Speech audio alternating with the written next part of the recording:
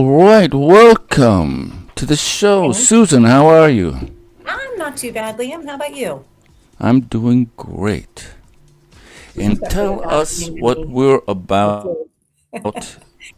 What's that? Say that again? I said except for the fasting and the keto flu, but other than that, you're good. That's right, except for the fasting. I'm on a water fast, third day. Feeling good. But he's being So, good to his yes, mitochondria and good to his brain. He'll be in kick butt condition any day now. that's right. You want me to So, launch tell in us and what say what's happening today? let's let's launch in and see what's happening today. All right, so the launch is as follows. Yesterday, I was on a podcast called You Are Here. It is the podcast of Michael Storm Miller and his buddy Jerome, and I apologize, but I don't remember Jerome's last name. Michael and Jerome are both military veterans. They returned from Iraq. I'm not sure about Jerome, but Michael has been back for 11 years. Like many vets, they experienced terrible things. I know that Michael had an IED blow up and sort of, I don't know exactly the extent of his injuries, but he was physically harmed by it. So with his PTSD, he sought services from the VA and he's been to two different therapists. Michael and I had not been in touch for many, many, many years. When I got back in touch with him, and it was either in the fall or maybe December-ish. And I said, "How you doing?" And he told me about the PTSD. He told me about the therapy. And I was aware, because I'm a therapist, that the gold standard treatment, the top of the line that is the most effective by far, is called EMDR, which stands for eye movement desensitization and reprocessing. This is a technique that's been around since 1988, I believe, and has been established for a long time as the most effective treatment. When I asked Michael what happened had he tried EMDR, he had not heard of it. So in 11 years, neither of the two therapists nor anyone at the VA had informed this one particular vet that this treatment was available. The reason I was so upset about it is that in clinical studies, not just of people who have experienced any old trauma, but people who in particular are veterans with military trauma, combat trauma, 83% of the people who had EMDR after 12 outpatient sessions covered by insurance with a therapist no longer met the criteria for PTSD, post-traumatic stress disorder. Given that it is widely known how effective it is, given how much more effective it is than treatments like talk therapy, which I am a believer in, I am a therapist, but it's not the most effective treatment for PTSD. I was horrified. I promptly racked my brain and thought, well, who do I go to about this? There must be somebody I know in the military that I can squawk to. I racked my brain and came up with the name of Colonel Art Jenkins. Colonel Art Jenkins and I know each other because his daughter is a student at the school that I just left during this previous summer of 2025. And he and I didn't have tons of contact, but we did on several occasions. And one time in particular, we had a talk of at least an hour and really connected. And he's a great human being, warm and compassionate soul. And then I looked him up. I looked for him on LinkedIn and I found him. And guess what Colonel Art Jenkins is doing? Colonel Art Jenkins is the director of Veterans Affairs for Delaware County, Pennsylvania, which is the county that I live in. So I went to him and I said, we got to do something. And he said, you're right, we do. And one of the things that he did is invite me to an event yesterday morning, separate story, memoir writing, a number of Delaware County veterans who have published memoirs that they wrote as a way of processing their trauma. Then after that, I zipped home and was running a little late because the first event went longer than anticipated, and got myself set up in front of the computer to meet with Michael, who was at his house with Jerome, and with Liam, who you just saw, who's, I believe, in Chicago at the moment. Well, there were tech difficulties, and it got to be about 3:58, and the tech difficulties weren't resolving, and we were due to go on at 4. So I finally said, because I lived very close to Michael, I knew he was sort of in the neighborhood of 15 minutes away. Do you want me to just come over to your house? So that's what we did. So the podcast that you're about to see is a replay of yesterday's podcast. And in the beginning, I don't really know what happens because I was driving. So Michael and Jerome talk about whatever they talk about. Their podcast is all about encouraging veterans not to hold it in. So my understanding of the gist of the podcast is this business of being tough, and for the men who are veterans, manly and holding in the feelings and claiming everything's fine, but then perhaps going down the road of addiction or domestic violence or snapping and killing people or killing themselves. Why don't we encourage you guys to talk about it, even if it's not the most traditionally male, macho, tough, military type of thing to do. So my background as a therapist is super relevant, and that's how I got to be on the podcast, as well as the fact that Michael and I know each other personally, which you'll hear about. And I think, Liam, that covers it, unless you think there's more that I should say before we go into yesterday's podcast. Sounds great. Yeah, sounds like you've covered all the bases. You gave a rundown of exactly what happened yesterday. I was on the other end trying to, like, what's up? We were going to simulcast then, but we're doing it today, so we're better luck today. No, I'm not going to say it. I'm not going to jinx us. So, yes, we can. It's a 2-hour podcast. I don't know if we're going to go for the whole 2 hours, so I may drop in and drop out and just work on the technical end. So Susan will come in and moderate and tell us how to navigate the chat. A question in the chat. Will I know it, and will I be able to see it and respond to it? Absolutely. That's why I'm in the tech part of it. So I'll be in the tech part, and so I'll remove myself like this. And so I'll be behind the scenes, and so you just call out my name, and I'll come. Do you want me to call out your name this way over the thing, or do you want me to text you, because I do have a device? Either way, it's our podcast, and we get to do whatever we want to do. If so shall we? Be royal, and we're going to wear crowns. I might just call out your name and see if you come running wherever you are. To see you again. Okay, shall we start? Winter, spring. Yep, let's do it. Okay, let's do it.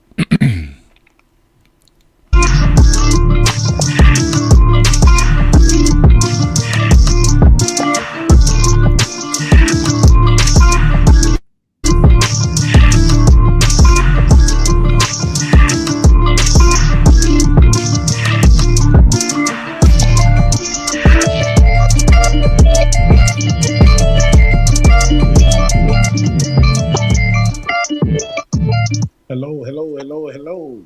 Welcome to the You Are Here podcast. I'm your host, Michael Storm Miller. This is co-host Jerome Sconia. There we go.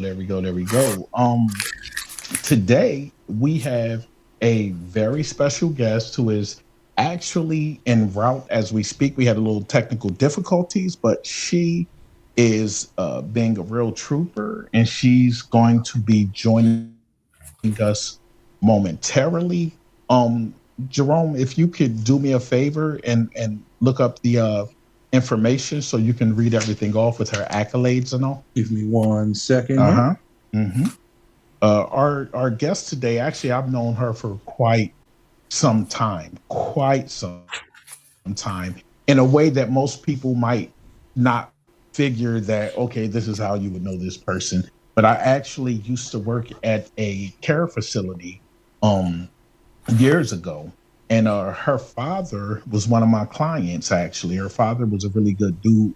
God rest his soul. Currently, is that near you? That's you? Yeah, it was me. My bad. Oh, you was looking up the information? No, I have the information here that I was just trying to share it to my personal page on the. Okay, well, I'm going to let you take it over for the time being, so that I can try to connect in with us. All right. So today we discuss EMDR therapy. We're going to discuss a little bit about ketamine therapy as well as psychedelic therapy regarding psilocybin, which is what is in a magic mushroom. A magic mushroom? Yep. Most people would know that. You know what I mean? Yeah. So our guest today is going to be Susan Longstreth Moroto, or Moroto. I apologize if I mispronounced that. Susan is a seasoned therapist. She earned her BA in psychology from Haverford College in 1989 and her master's degree in social work from the Graduate School of Social Work and Social Research at Bryn Mawr College in 1993. Her work includes working with children in schools, residential treatment centers, working in the field of adoption as a birth parent counselor, and conducting home studies for prospective adoptive parents. She has her own private therapy practice since 2007 and is located in Media, Pennsylvania, where she sees clients in person and on Zoom. Susan is certified in a technique called EMDR. This stands for eye movement desensitization and reprocessing. EMDR is covered by insurance and widely accepted as a top-of-the-line treatment for PTSD. Now, before I continue reading the rest of her bio, I will say this. Every bit of homework I did on it, the term gold standard for treating trauma is what comes up. Just so this isn't just something in the bio. Like, this is World Health Organization, the American Psychology Association. They all speak to this therapy. So, in veterans returning with PTSD after 12 sessions of EDMR, approximately 83% no longer met the criteria for PTSD. That's huge. That's huge. That's huge. Yes, indeed. Now, that I'm sure is 83% of the people that this fits. Not everybody can do the same therapy and get the same results. It's just the unfortunate truth and reality. However, if you meet the criteria as a good patient for this, a good prospect for this, an 83% win margin, yeah, that's incredible. I don't have any other words to say for that. It's just, that's incredible. Yeah, I'm over here bouncing around, moving it around just because I'm trying to make sure these mics and stuff is going to be ready. I know we're looking kind of out of sorts today. I'll take the hit on that personally. Technical difficulties happen, guys, and we appreciate all of you who are hanging around, bearing with us on this. When you think about therapy and all, I know myself, when I was going through processes of trying to figure out what it was that was going to, bring balance into my life mentally, what was going to soothe my anxiety, my panic disorder and all, I can honestly say I never heard of EMDR. Nobody ever mentioned it to me, not once, not in conversation, not in passing, not in crossing. See, I have. And I think that's crazy.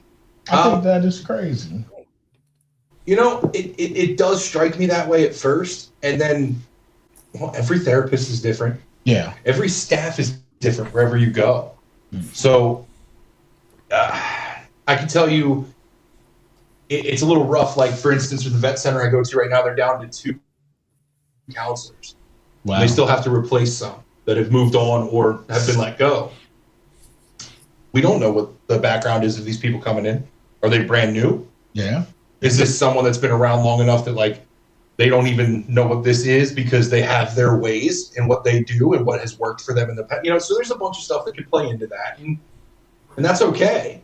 Yeah. It's also why I preach you have to weed through the people that you're going to get therapy from, your therapist, because you may not just jive with the one you're with. And if you don't jive with that person, like, you're not going to want to buy in. Because if you're not bought in, if you're not ready to actually put the work in, you are wasting everyone's time. You have to want it. You have to be all in. It's all in or all out.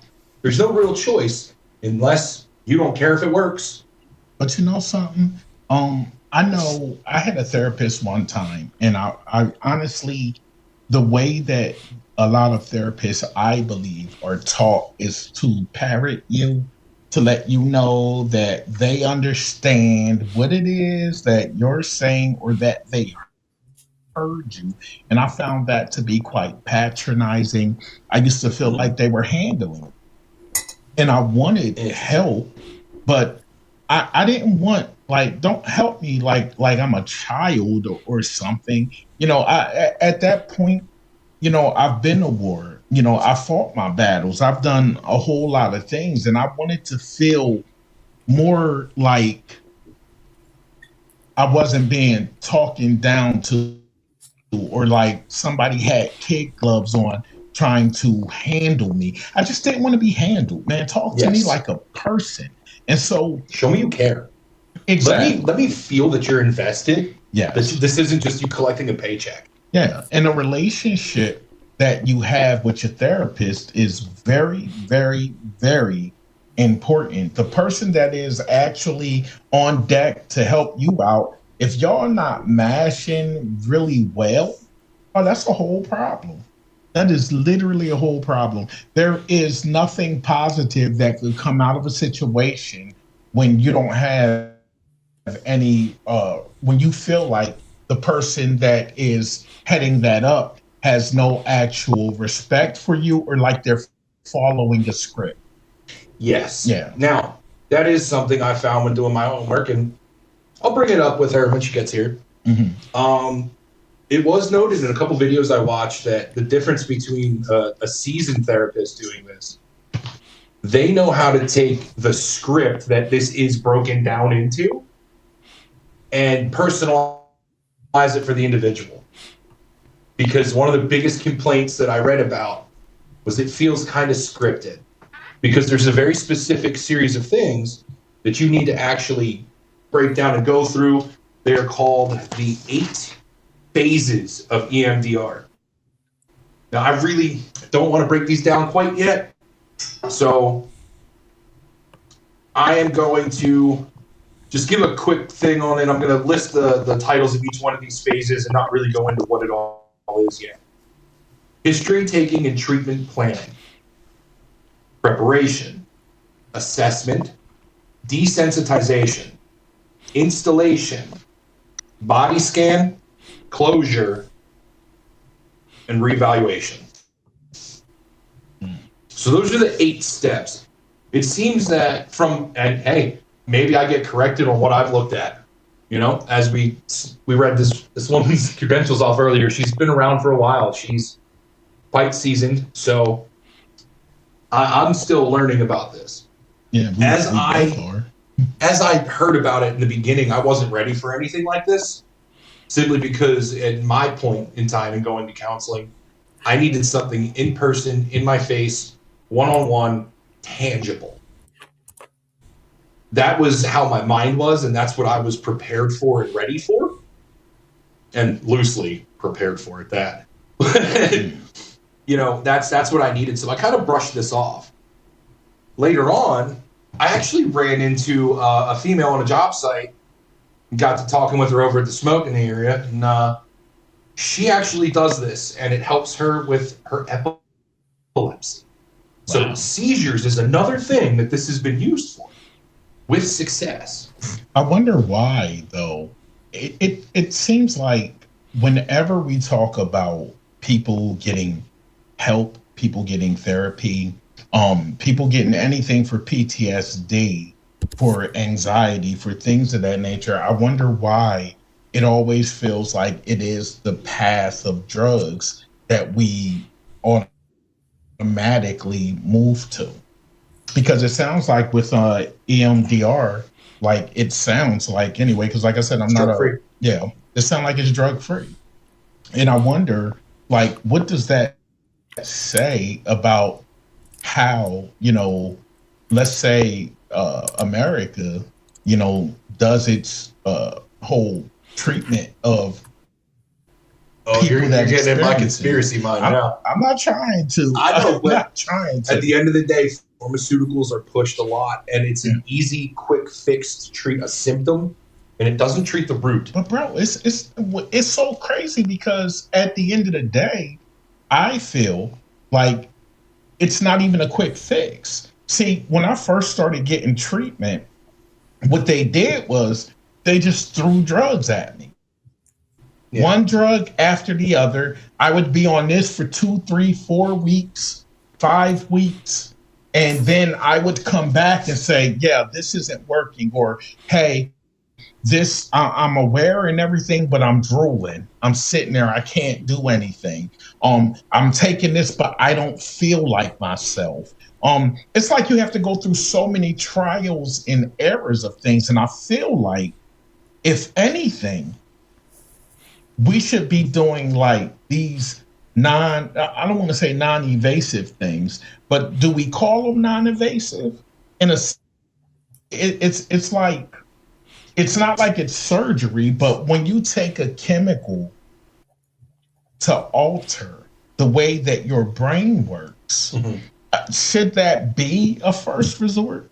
Shouldn't it be a situation of, well, okay, let's try this therapy first, or we've exhausted all therapies and those therapies are not working for you, so let's try this medication, then maybe along with therapy. But after you've had a good run at trying it with therapy first. Yeah. And that's why it threw me off, really, because I had never heard of it, honestly, until Susan had said something to me about it. I'm like, oh, wow, I don't even know what that is. And I hate feeling like I was caught off guard with something, but I was caught off guard with it. And I wondered to myself, well, why didn't this get offered out to me? Because quite honestly, if that was one of the first things, one of my biggest things was always, I don't want to be like medicated all the time. I don't want to have to depend on medicine to operate within the world. I do believe, because of the way we were forged in fire when it comes to our military service, if you give me the tools to survive, I'm going to find a way. I think my brain is set up to say, well, hey, you could do this until you exhaust it, because naturally we want to survive, and we don't want to just survive. We want to live. And if you put a few of us together, oh yeah, we don't just survive, we will thrive. Oh yeah, we will. Yeah. You find ways or you make them. Exactly. And you know, that's another thing about therapy, because everybody has this connotation that, like, oh, well, what's your relationship like with your father? What was it like with your mother? Yeah. No, that's such a stereotype, or a trope. Is that the right word? I'll take it. Yeah, sure. We'll take trope for 400, Alex. I never said I was a scholar. So, you know, it's good that there's a lot of different options out there, and there's some stuff I would definitely want to ask her about, because Ibogaine is a big one talked about in the veteran arena. You know, and psychedelics like that scare the hell out of me, but it's because I've never done it. So, but the success rate is through the roof. Yeah. You know, there's whole organizations set up to help us. Right now, it's mainly in Mexico, to my knowledge. Well, and you know what's crazy? When you say that, that makes me feel like it's illegal or some crackpot stuff, because it's like, oh, you got to cross the border to get this kind of help. Here's my thing. But we've been kind of trained to feel that way with media, even in it's absolutely propaganda has the programming, your television program. Yeah. So I get that vibe. I get that. Trust me. But I also understand that in Europe, things get passed before they do here. Yeah. Right. So this is not out of the realm of being safe or normalized. It's just not FDA approved yet. My theory on that is, you know, you get into the little conspiracy thing. Sick people make money. Healthy people don't. Oh yeah. Right. So why cure it when you can treat it? Exactly. Yeah. Exactly. Yes, indeed. So, you know, that's kind of where that comes into play as well. But those are options that are on the table for us. Yeah. Hello.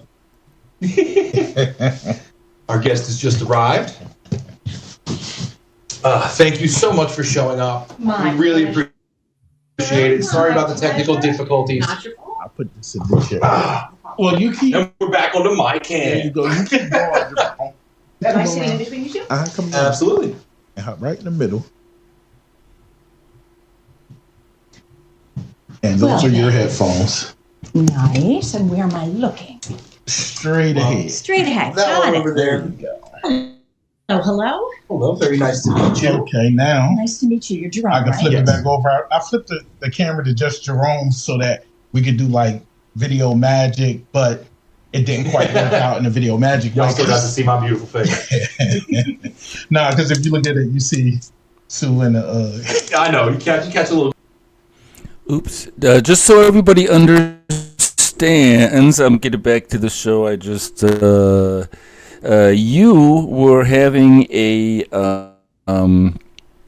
technical issue, and so you got out of the house into the car, and then you just showed up at the Correct. And podcast. Liam, just to round it out, there's a reason why I'm called the Barefoot Medical Advocate. So I was settled here at home in this very chair. Shoes are off, I'm comfy, I got my cup of tea, I'm all good. And then I'm like, crap, I got to get over there ASAP. I did actually take shoes because I know that if you're pulled over, you're going to need them. But I just threw them in the car and I went. And when we left, Michael and Jerome and I all walked out together back to the cars. And Jerome says, "Sweetie, you got any shoes?" And I said, "I do. They're in the car." But so, story of my So you're life. barefoot. You're right here. You are barefoot. Jerome, you're not Jerome. You're Liam. Liam, why on earth would There you go. why on earth? Why do you would I need wear shoes? Keep grounded. Okay, all right, absolutely. Some of Keep it, connected to honestly, the earth. because I loved being barefoot even when I was little, and I think maybe it was sensory. Like I just liked the feeling of the wet grass on my feet. It was way before I knew about grounding. I'm not anti-shoe, but I'm a little bit anti-shoe. I'm just more comfy without them. Awesome. Shall we continue with the show? No, because I got one more anecdote. It's kind of funny. There was some Okie guy. dokie. Let's hear it. He was in California, of course, Berkeley, I think. And or no, maybe he wasn't. Maybe that was the naked guy. There was some naked guy and who just walked everywhere naked. But anyway, there was a guy who went around without shoes, and he just kept a pair. And I think he went like a year without wearing shoes. And he just I think he had flip flops in the back of the car in case his loved one went to the hospital and he needed to put them on to be allowed into the ER or whatever. But I'm kind of getting like that. I'm kind of at that level. Like there's a pair in the car and we're good. What else do I need? As long as it matches the outfit, because you got to match the Absolutely. outfit. So Absolutely. occasionally there's like a few pairs because you're going from you're working out and then you're doing this and then you're doing that. So Absolutely. Shall we continue? now we can go back. Now we can go back. Okay. You're getting mic'd up. They're micing you. Apparently I'm a hand talker, and so when I flail my hands around, I knock the mic off. So several times he had to readjust me. And then well, you'll see it happen, but there's a point where I've never met Jerome before. And what do? I walk in to two military vets so that we can talk about trauma.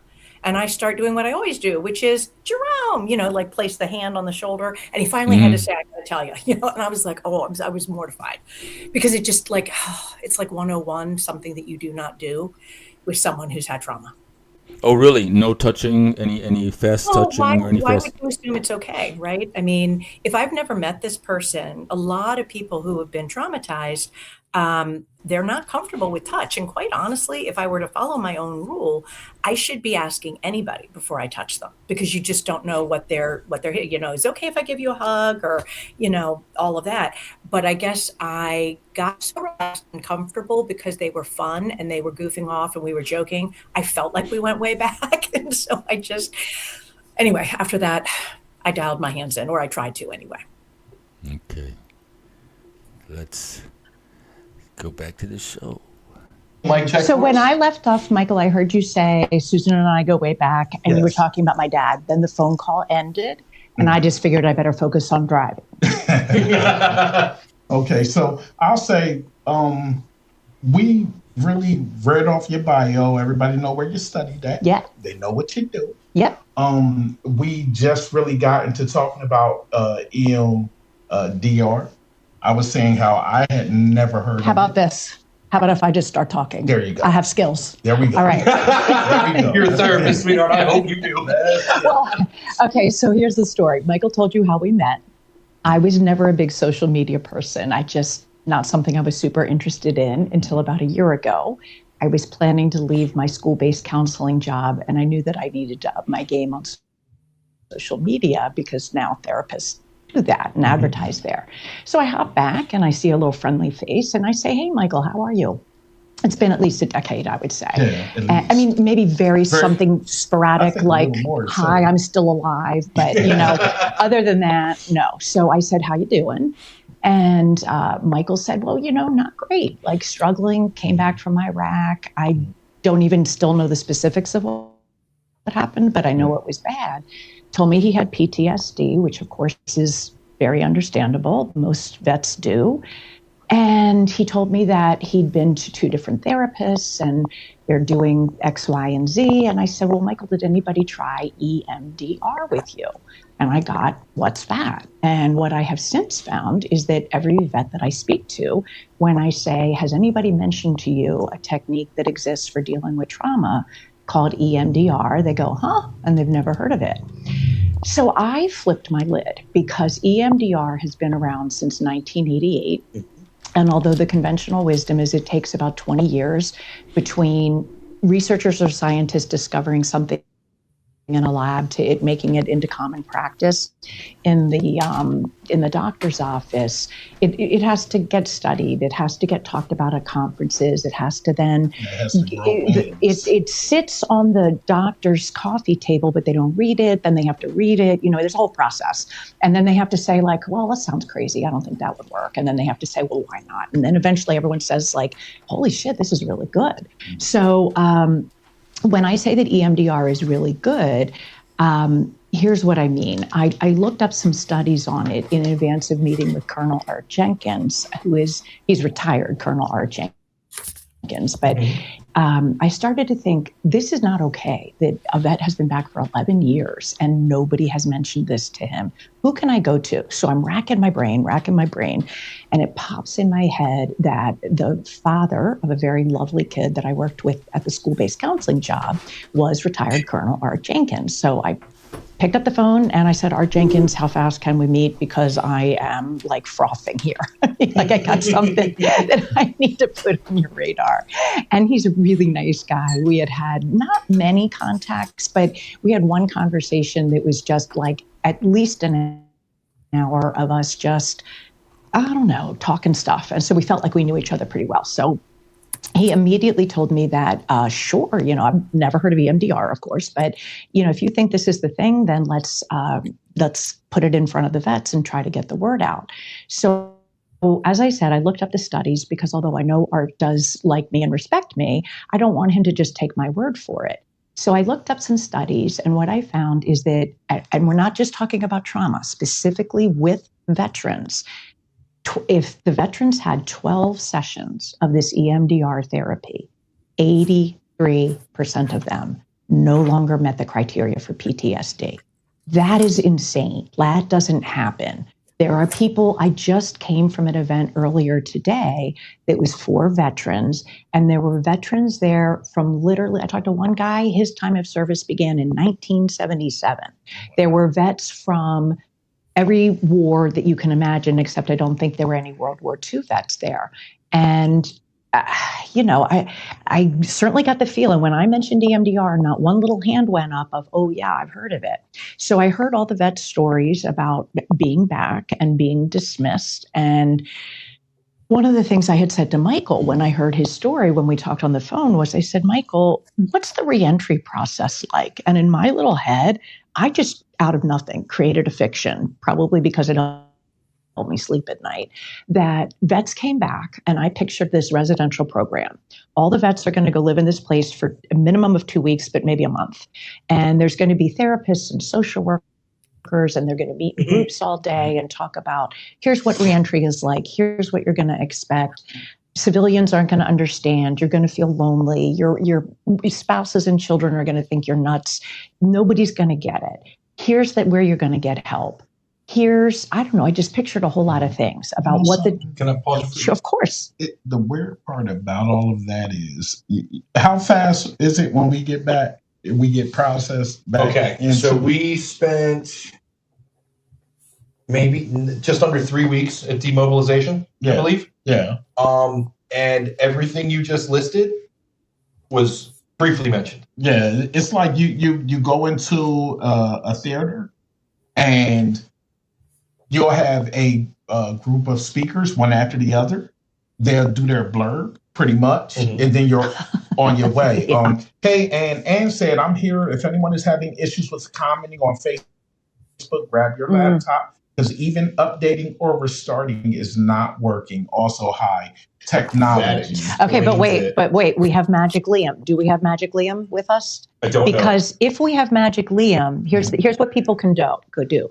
Go on LinkedIn, and I'm going to spell Liam's name pretty slowly. And maybe, Michael, can we write it and hold it up on the camera? So it's Liam, Liam. Last name is Gallegos,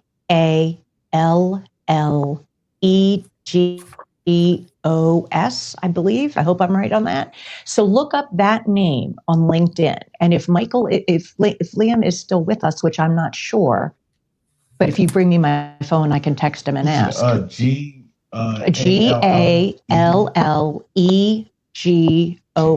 Gallegos, I think. Galleg. Yeah, I think so. Well, yeah.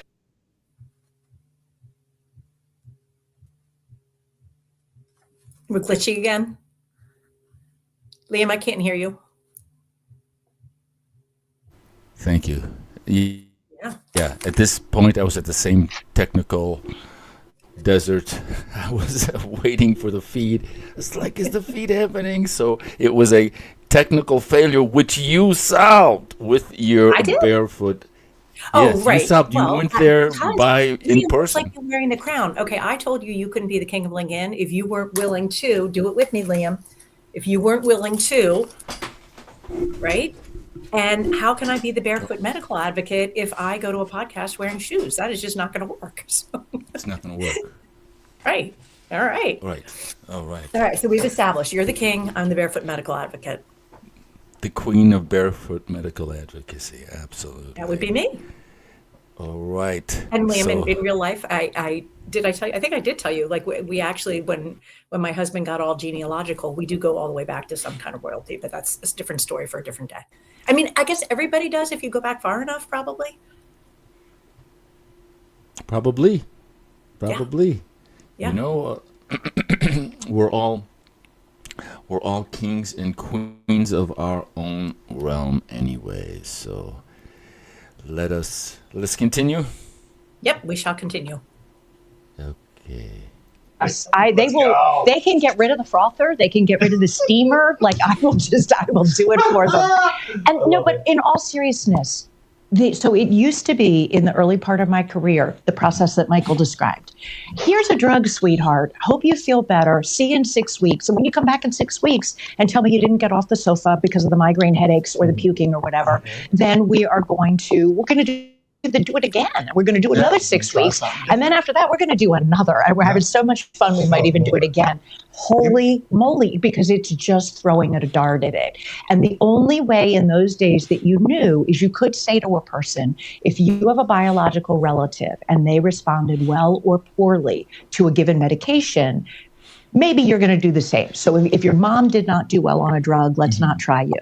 Okay, then we came out of those dark ages into we're still in the dark ages. So we came from the midnight to like early dawn. It's still dark, but you can see those first rays. And they come up with this genetic test. And currently it's $300 out of pocket. And for anybody listening, you don't even need a doctor. The website is Tempus, TEMPUS. It is a genetic test. So the thing that I need to explain is that it is never going to tell you this is the drug that's going to make Susan feel like her best self. However, what it will do is tell you Susan should stay away from this column of drugs because she can't metabolize them. And therefore, she will only ever feel like crap on them. So so the first client, it was somewhere it was before 2016. And she walked in the door and she told me about this test. And I'm like, wow, that's really weird. And here's what happened. They did the test on her and you get for the test a list of drugs. So for each category of medication, anxiolytics, which are anxiety drugs, antidepressants, hypnotics, sedatives, seizure medications, whatever it is, it's antipsychotics. Here's all because we're all psychotic, because we're all taking antipsychotics, right? Here's the list of your A list. You have no gene drug interactions. You can metabolize those properly. They may not help, but they're not going to make you feel worse, and they're not going to make you feel crazy. Is there a test for that at all? Can you be tested, have your DNA tested? Because I know there's certain medications that they can do that for. Correct. So exactly what it's $300. Yeah. It's $300 out of pocket. However, by the time I am done kicking and screaming, the veteran, I really believe for everybody, it ought to be covered. Not only because why are you going to sentence somebody to the, 6 months of messing around with drugs that are making them worse? And honestly, I've been depressed. Like, it can be hard to get through a day or. Okay, so we actually have the website that you mentioned here, and let's see if I can Nicely done, Mr. Gallegos. Nicely done. pull it up quickly. In fact, we'll bring us up here while I do my magic on the browser there. Let's see if it comes up. And if it does, we're going. This is actually great to talk about it because I can expand on what I said yesterday. Okay. And it will help me get some of my froth out because it's another thing that just makes me, I'm like, you tell me when I'm ready to start. Okay, so I'm going to just let the CPU, I entered a new element to our broadcast. So the CPU is going, whoa, whoa, whoa. So I think it's okay right now. And hold on, so you want to do your hand clap? We're going to because we're doing military, we're going to get the military duck out to like applaud for you. Like that? There we go. Nicely done. And where's the hand, by the way? We should do. She makes these things very fun. I don't know. I'm going to message her. Well, I'll talk, and then after that, I'm going to message her.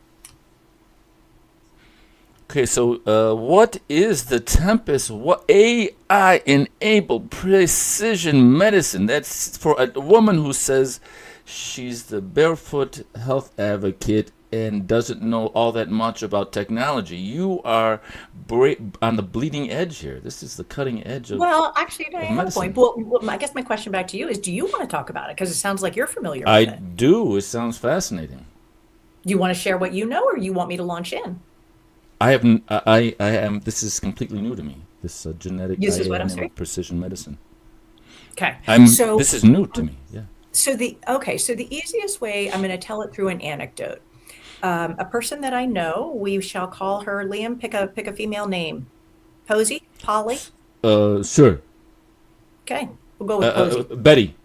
All right, I'm going to go with Betty. So Betty has a seizure disorder, and Betty, for reasons I won't go into, needed to transition from seizure med A to seizure med B.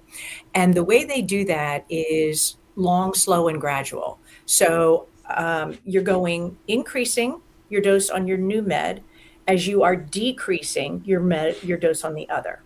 And this process can be difficult to calibrate, but in what was her name again? Posey, Polly, whoever she is, Betty. In Betty, it was next level difficult. So a process that was originally supposed to take 3 months has gone into, I think, 9 months at this point, with Betty needing to take time off of work, extensive time, like let's see, 3, 6, like a good 9 months not at work. And in that time not at work, multiple trips to the ER, at which point they will say to her, Betty, honey, your level of, I forget the names of the seizure meds, Lamictal or whatever. No wonder you feel like crap. You're at, and I can't remember whether it was 40 times higher or 400 times higher, but the term that Betty used in describing it to me was toxic. She said for whatever reason, she goes toxic. And she had however many neurologists working with her and however many other doctors and ologists, and they couldn't get her calibrated. Well, Betty and I are friends, and eventually she is talking to me, and she said, Susan, that test that you used to talk to people about, because she's aware that whether it's a client, a friend, a parent of a child at school, I'm always pushing this test because I've seen it make life so much easier. Would it cover seizure meds? And I said, I don't know. Let me check. And when I checked, it did. So Betty waits until Monday morning. She does the test. Thursday, 72 hours later, Betty and I meet for lunch, and she has a very tidy little list. Here's all the lists that I'm okay metabolizing. And again, it's not going to say that it's going to make Betty feel better, just that all things being equal, it likely won't make her feel worse. Here's the B list where we have some genetic interactions, and here's the C list. So in other words, it's all about how the medicine gets metabolized.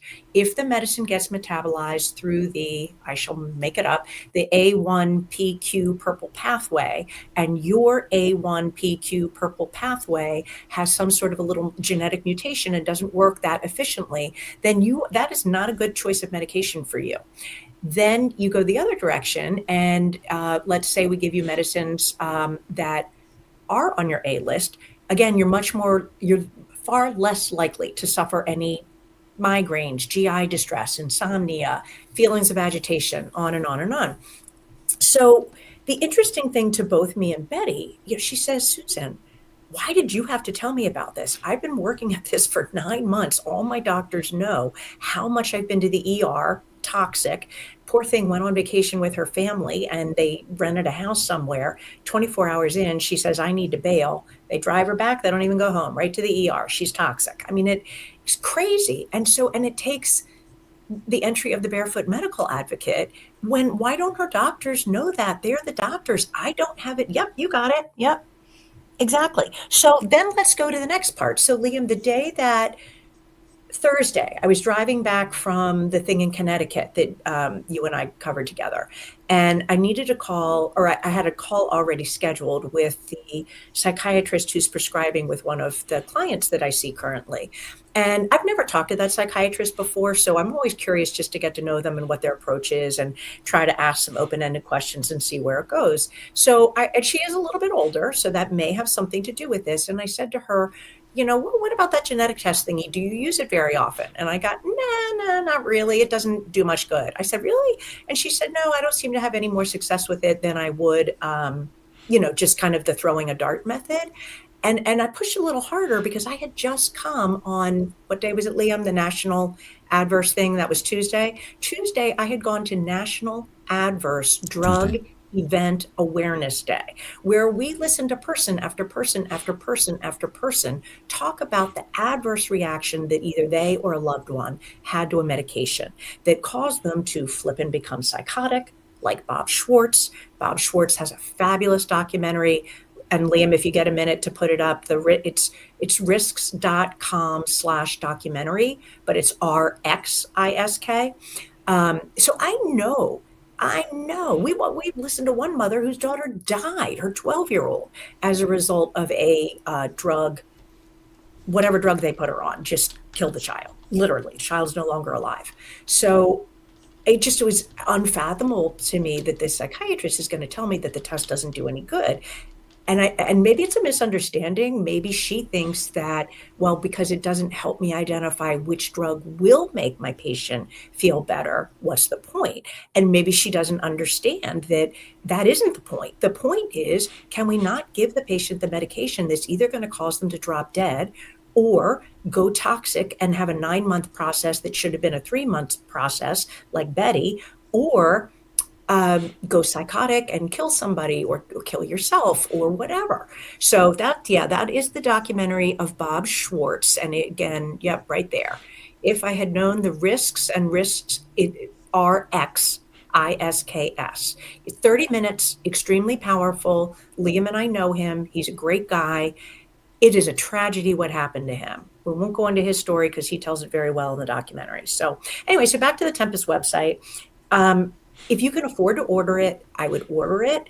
If you cannot afford to order it, I would like you to commence the fine process of fighting with your insurance company.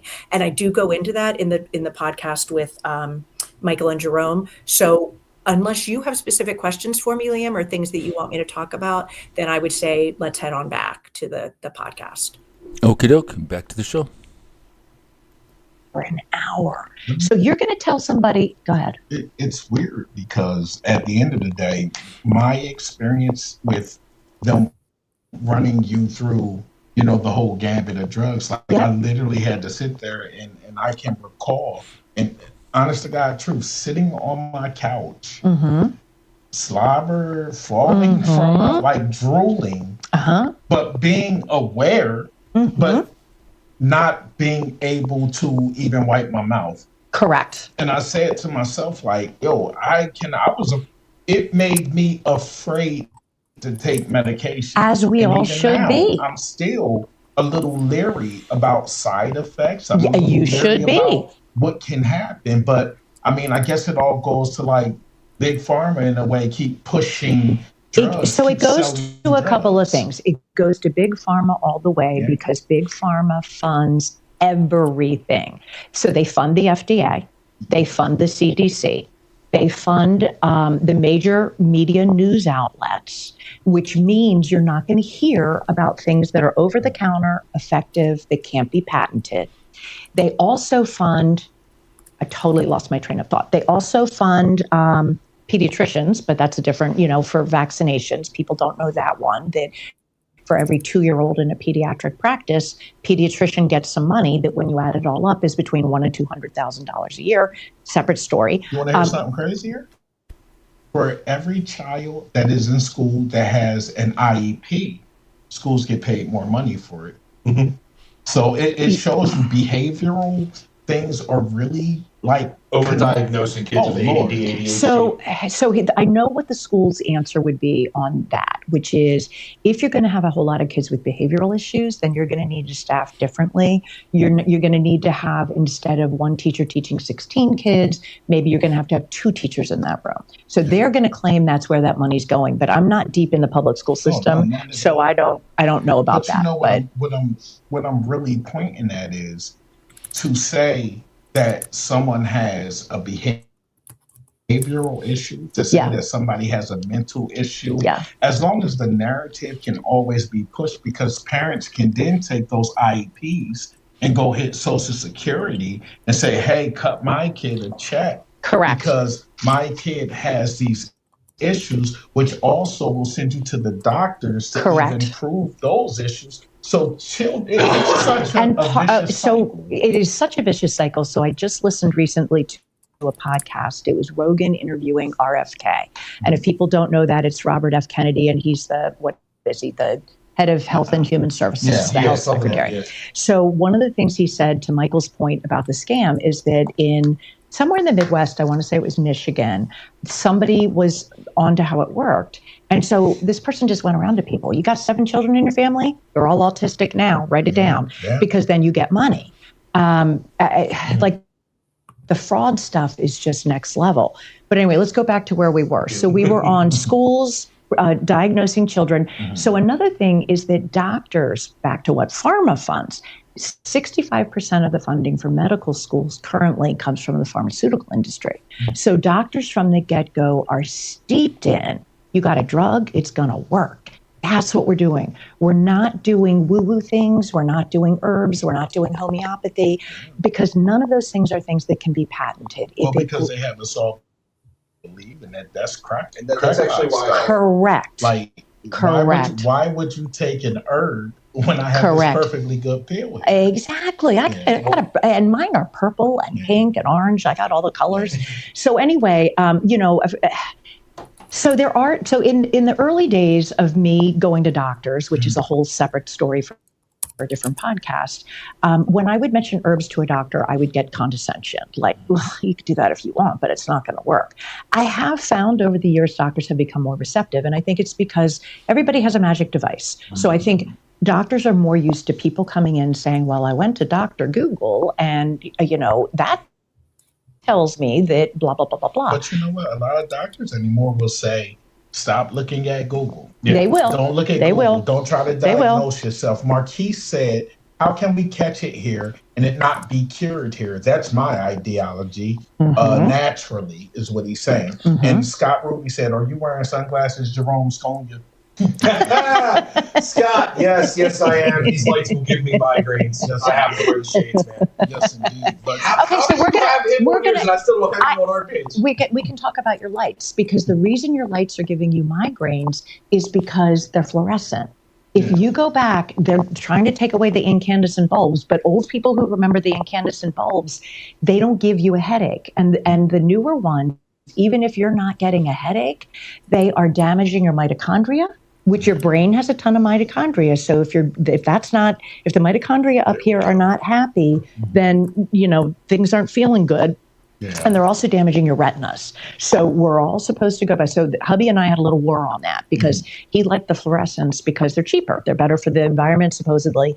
But believe me, he was all about the money. They're cheaper. Yeah. So he'd run around and he'd put all the in. And then I'd make my obnoxious comments like, well, I know you're trying to give me, like retinal disease in 20 years, but I would prefer to have my vision in 20 years. So guess what? We're doing the more expensive ones, and I would run around and put them all back. And then, and I think eventually it's an endurance thing. I think he gave up before I did. So I think most of the lights now in our house, but in all seriousness, the first things, I was the concussion lady at my school job. And the very first thing you do if a kid is concussed is you go to all the teachers and you say, can you turn your overheads off? If your room's not going to be too dark for the kids to see and take notes and all, because concussed kids are the ones who feel it. Yeah. So as soon as Michael puts an incandescent up there or turns that off and you get like lamps and stuff, you can take your sunglasses off. Well, so there's that. Don't blame that on me, sir. Look, Ann said, I don't know where you found her, but I love her. I couldn't wait to watch today. Oh, thank you, Ann. I appreciate that. The big thing that everybody needs to know once again is that you always need to be an advocate for yourself. Hell yes. You always need to be an advocate if you feel at any time in your medical care, because you're supposed to be making choices with your healthcare professional. Your healthcare professional. And if you told your doctor, I do not want to do this, I want to do that, as long as it ain't going to kill you on the spot, whatever the case may be, they're going to back that because it's your health care. It is your health care, and Michael is right. It should be a team decision. And I'm really big on that it should be informed consent. And years ago, when I used to do adoption work, and I would sometimes be on the labor and delivery floor. And one of the things I noticed when I was with a laboring birth mom is they don't come in and ask the mom if she wants the med. The nurse comes in, she's put in the bag, and it's getting hooked up to the tube that's going in the IV. And as she's doing it, she says, sweet pea, we're going to give you a little something. It's going to, maybe ease the pain, or it's going to, I didn't hear her ever tell Sweet Pea what the name of the medicine was. I did not hear her say it has this, and this potentially positive effects. However, it could also potentially do X, Y, and Z in the negative. And I certainly didn't hear her say, Sweet Pea, yay or nay. And what a lot of women don't know is as soon as you let them give you, I forget what, there's some drug they always give women. I think it's Pitocin to speed up the labor. Then things go haywire and the rate of cesarean is higher. And our cesarean rate has gone up by I think a quarter of women get cesareans now. But guess what? Since we increased all the cesareans, the rate of infant death has not gone down and the rate of maternal death has not gone down. And if you look at other countries, we're the outlier. We have the worst numbers on everything. Maternal and infant death, but also of all the developed countries, we live the shortest, we die the youngest, and we live the sickest. However, we are the most obese. And we're the most obese, but we proudly spend more money. So we spend 6 times more than Costa Rica, but the Costa Ricans live longer. What's the cost of living? It's a lot of factors. We're getting quite off into the weeds. Okay, you're right. You're right. We are. So you're right. We are. We really need to get more to the so Jerome wants us back in the garden, out of the weeds. So to go back to the garden, when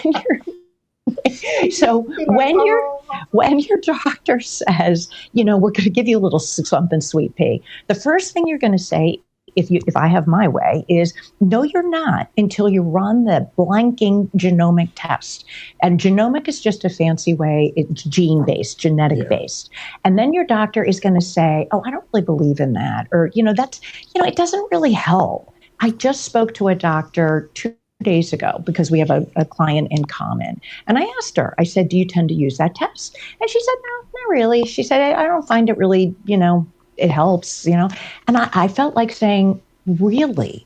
Because the third leading cause of death right now in our country is iatrogenic, meaning caused by the medical system, and the vast number of those are adverse drug events. And a huge percent of those are you took the drug and the drug killed you, or the other way, and this is the one that is really relevant to veterans.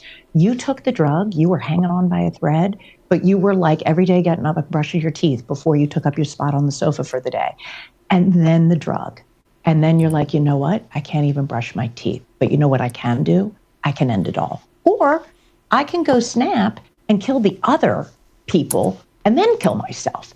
A huge percentage of the, particularly the younger active shooters, the school ones, have recently been started on SSRIs. I'm not saying SSRIs are bad. For full disclosure, I take one. And oddly enough, it helps, even though I was like the last person in the world who wanted to take them. But for real, I don't believe anybody ought to get on those drugs because the side effects are so awful. And at this, I just went earlier in the week on Tuesday, National Natty Day, National Adverse Drug Event Awareness Day. So this is a day where people gather together. You got your doctors, pharmacists, policymakers, and the patients who have been harmed. So you watch the mother sob while she talks about losing her 12-year-old, who and then says, you know, that she went and looked at the daughter's chart, and the doctors had recorded the daughter was inpatient at the time in a psychiatric facility. Mother had given verbal consent. She said, not only did I not give my verbal consent, they didn't even tell me. They didn't even inform me they were starting her on a drug. So, okay, so you're going to your doctor. Your doctor's talking to you about a drug. One of the questions I'd love for you to ask is, first of all, what's the data? So the data on antidepressants is that they do outperform placebos in clinical trials by a whopping 13%, which is not very much. That's not much. For mild to moderate depression, exercise is as good as an antidepressant. I'm going to guess that most vets, we're not talking mild to moderate, we're talking PTSD, which is why we need a higher level intervention like EMDR. I have panic disorder, anxiety. And my big thing is I want to really understand, because as I said before, me and Jerome talked about it a little before you came. The only thing that I really know about MDR is what the briefness that you and I have spoke on it. Let me say a little bit about it. Okay. So I actually did get told about it. Mm-hmm. And I've met someone while I was working that does it. She doesn't do it for any of the trauma like I do. Well, I don't do this, but the counseling, I'm in counseling. She has epilepsy. So EMDR for her seizures. Interesting. I've never heard that. I didn't know you could do it. You can find it online too. It has been used for that as well.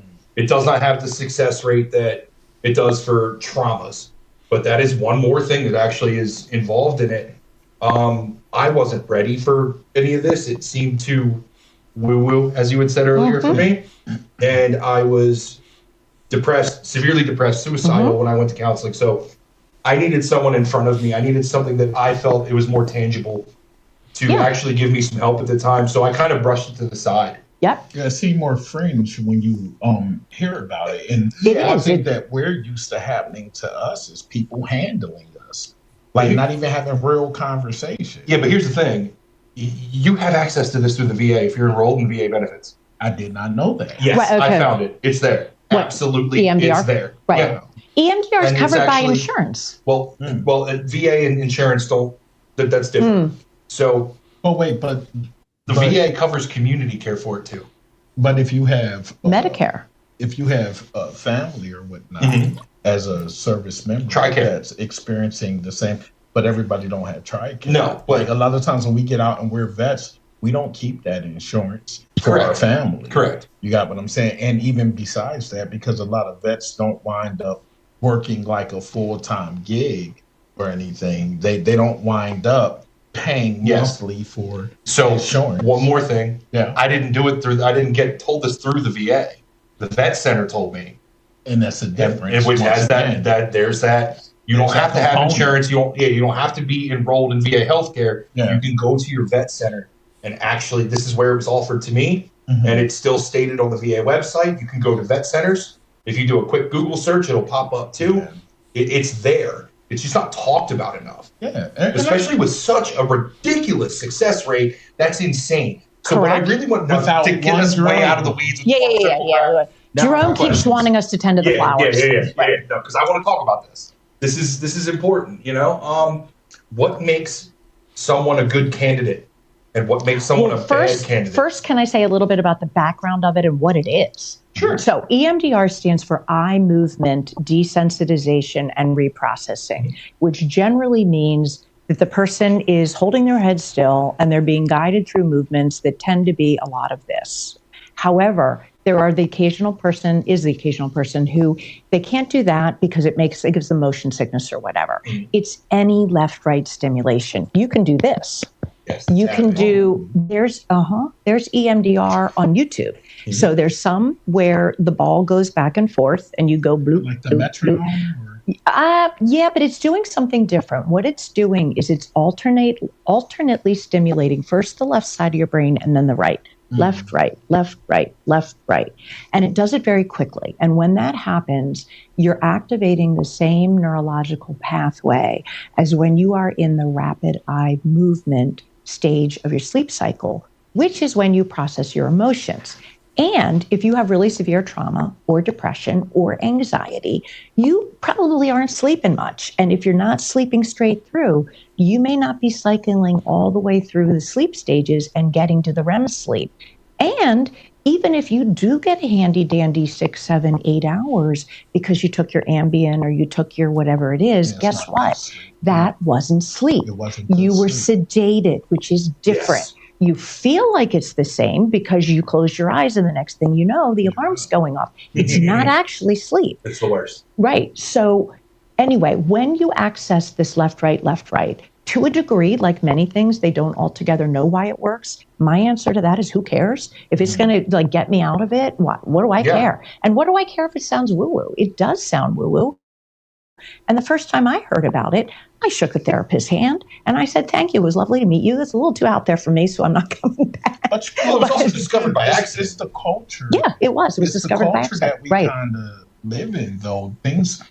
If mainstream kind of like dismisses something, we all kind of dismiss it. Scott said, the old programming. Miller Brother, 100, 100, 100, 100, keep killing everyone with success. Thank you, bro. And said also, if you're doing or going through too much, pick someone you trust to be your advocate. Yes. Marquis said, and we diet, also known as diet the most in America. Scott said, I agree with meds to balance yourself out. But once you can learn how to manage your mind, body, soul, and environment confidently and effectively, get the fuck out of here, man. Get off the meds. An F-bomb. So I want to just dive a little bit deeper into the EMDRs. Have I put them together? And it's about the movement of your eyes, left hemisphere, right hemisphere, left hemisphere, right hemisphere, and you say there's some YouTube programs are on there to help you to access it. So years ago, even before the pandemic, I had done it with a client in person back when there was no online therapy. It was all in person. And she came in one time and she said, I found this EMDR app on my phone and I've been doing it at home and I feel like it really helps. And I was like, that's insane. How cool is that? And hers, I think, was the watch the ball go back and forth. So I always tell people, you're not at a tennis match. You're holding the head still. You are, right. And you can even do it just peripheral vision. Boop, boop, boop, boop. But I don't recommend it if you have severe trauma. I don't recommend it if you are a vet and you were in combat, because the tricky part, and I do go into this a little bit with Michael and Jerome, is that you can go in with any issue. My spouse is on my nerves, my mother is dying, whatever it is. It doesn't mean you're going to stay there. Once you do those eye movements, your brain may take you back in time. And all of a sudden you might be crying over something that happened when you were 3, and you certainly weren't looking to process that, or maybe you didn't even know that you had that much emotion wrapped up with that. So because it is a little bit of a wild card, I guess, in that way, that you don't know what you're getting. Now with kids, if they're having a full-on meltdown, like the kids at school or my own too, when they would melt down, I will sometimes just say, is it okay with you if we do a little of this? Or I'll tell them to play the drums on their knees. And it's amazing how quickly a person will just, it just bring, I mean, I'm not saying it makes it all better. They're still upset about whatever the thing was. But when they're at the point of the, and they can't breathe and they can't get the words out at all, it really settles them back down. Interesting. And how about insomnia? Does it help people who can't sleep? I would imagine if it imitates the REM.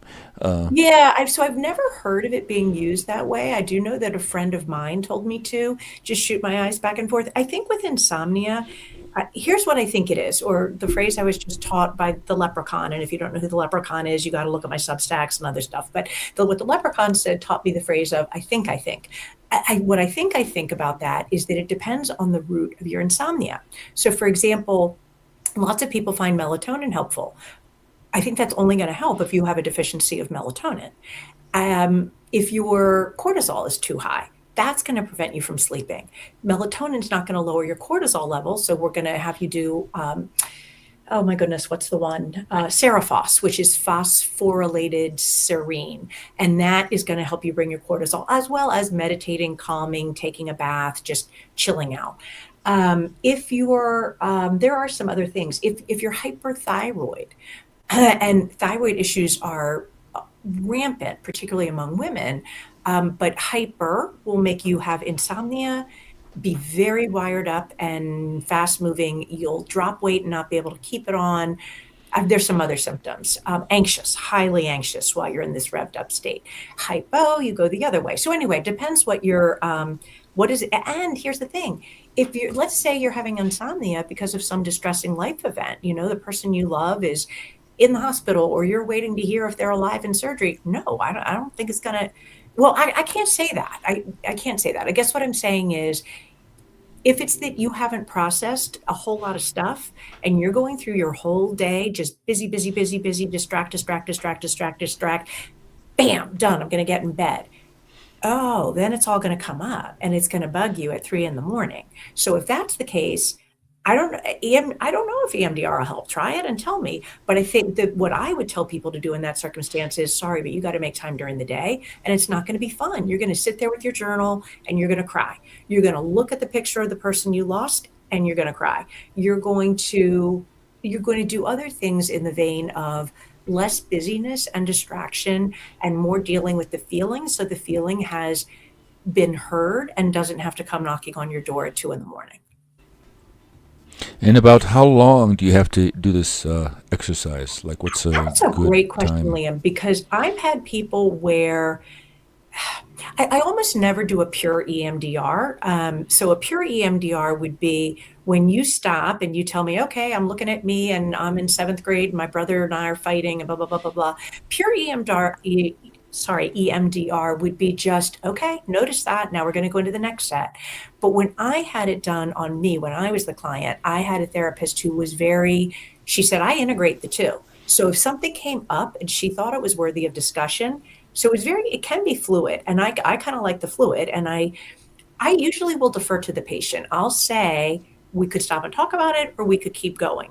Or if I feel like they're really processing and I could see that each time, and each sort of, I guess we'll call it a set of eye movements. It's not long. It might be 45 seconds. It might be a minute. You're looking for some different physiological indicators. And when you see them, you say, okay, stop, close your eyes, deep breath, let it all go. Just notice what's going on. And so then you see, and if so, I mean, I guess I might stop and talk. I hate to give this answer because it sounds like I'm dodging, but it so much depends on what's happening. And then some people will also say, I'll just put them in charge. You tell me when you need to stop. People who know themselves well and have had a lot of therapy, they'll just stop me and say, we're good right there. Let me tell you what happened. And then I want you to go into the next set. And it sounds like... one of the nice things with EMDR, though, is blessedly rapid. I don't think I've ever had anybody do more than 3 sessions of it. And that's the crazy part, that other therapies, to look at Michael. He's been back for 11 years trying various forms of therapy. Who knew that maybe he would have been in the 83%, that if 12 sessions later, it might have knocked out his PTSD. And he does say in the podcast, well, I also have anxiety and this and that and the other. Fair enough. We would still have to deal with that.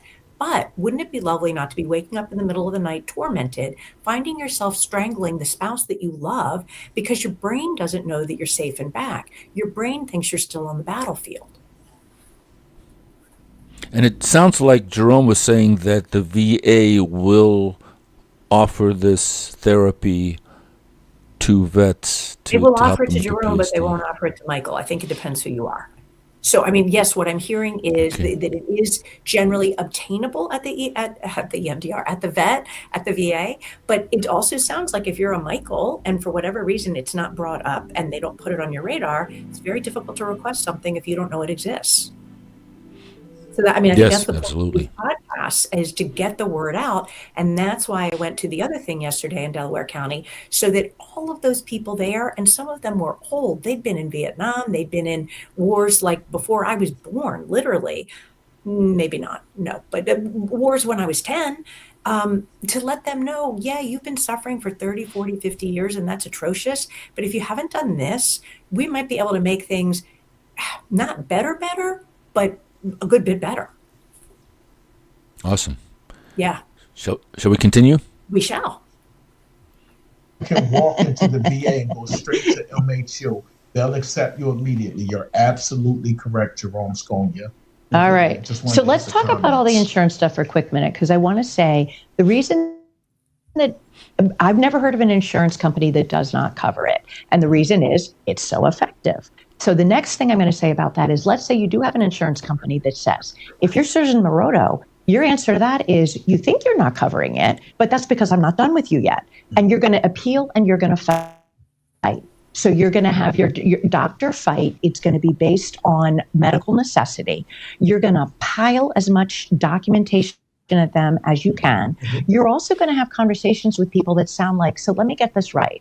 You are going to not pay whatever 12 times the rate that they pay for an EMDR session. You're going to not pay that couple of $100 or $1,000 or whatever it is, but you're perfectly willing to pay for my inpatient psychiatric stay when I flip my lid and I'm inpatient for X number of days. And you know that's going to cost you a whole lot of money. And I may have also killed a few people on the way. You'd rather do that, and you just keep fighting. And I'm not saying it's that easy, but insurance companies do not like to be complained about to the insurance commissioner. So one of the things you do is you start CCing the insurance commissioner. You just look it up online. Who's the insurance commissioner in my state? So that will often get them to say yes, because here's the thing. If you're Aetna and I'm complaining about you to the insurance company, and if I have a choice, I can go switch to Cigna or wherever else, you want to make me happy because you want to keep me, because I put money in your pocket. So there's that. And then another thing is that, we're talking about insurance, fighting. Totally. Well, while you're thinking about that, you have a practice, of course. I do. And I just want you to tell everybody where they can find you at. Oh, thank you. You can find me right now at it's www.therapywithsusan.com. Therapywithsusan.com. With is all spelled out. Can you put that in the comments? Yeah. And then we're going to do a couple of other things too, because I want to put Liam's LinkedIn, because Liam and I have sort of teamed up and we're doing a lot together right now. So whether I am at a Natty Day conference or I'm here with you guys or whatever, if it's a Zoomable thing, then he's also doing his stream. You speak text speak, but he does StreamYard and he puts it on his LinkedIn, which increases the viewership, because Liam's StreamYards tend to get between 7,000 and 8,000 views. So hopefully, and my answer is, it's not that I really don't care if I'm how many followers or whatever I have. I want the word out there. It is insanity to me that you're letting your Michaels and your Jeromes go 11 years and you're not going to say, dude, EMDR or IV ketamine, or there were a couple of other ones that have a pretty high efficacy rate. Mushrooms. Yes, psilocybin. And psilocybin. Yep. And I think one of the reasons you don't hear, I know, insurance companies and big pharma don't really they do cover actually ketamine, believe it or not. Yes. They cover ketamine in the form of S-ketamine. It's just slightly chemically changed, and they do it up the nose usually. So they're little like gauze thingy. Well, yeah, maybe a spray or even like a gauze thingy that they stick up the nose and you breathe it in.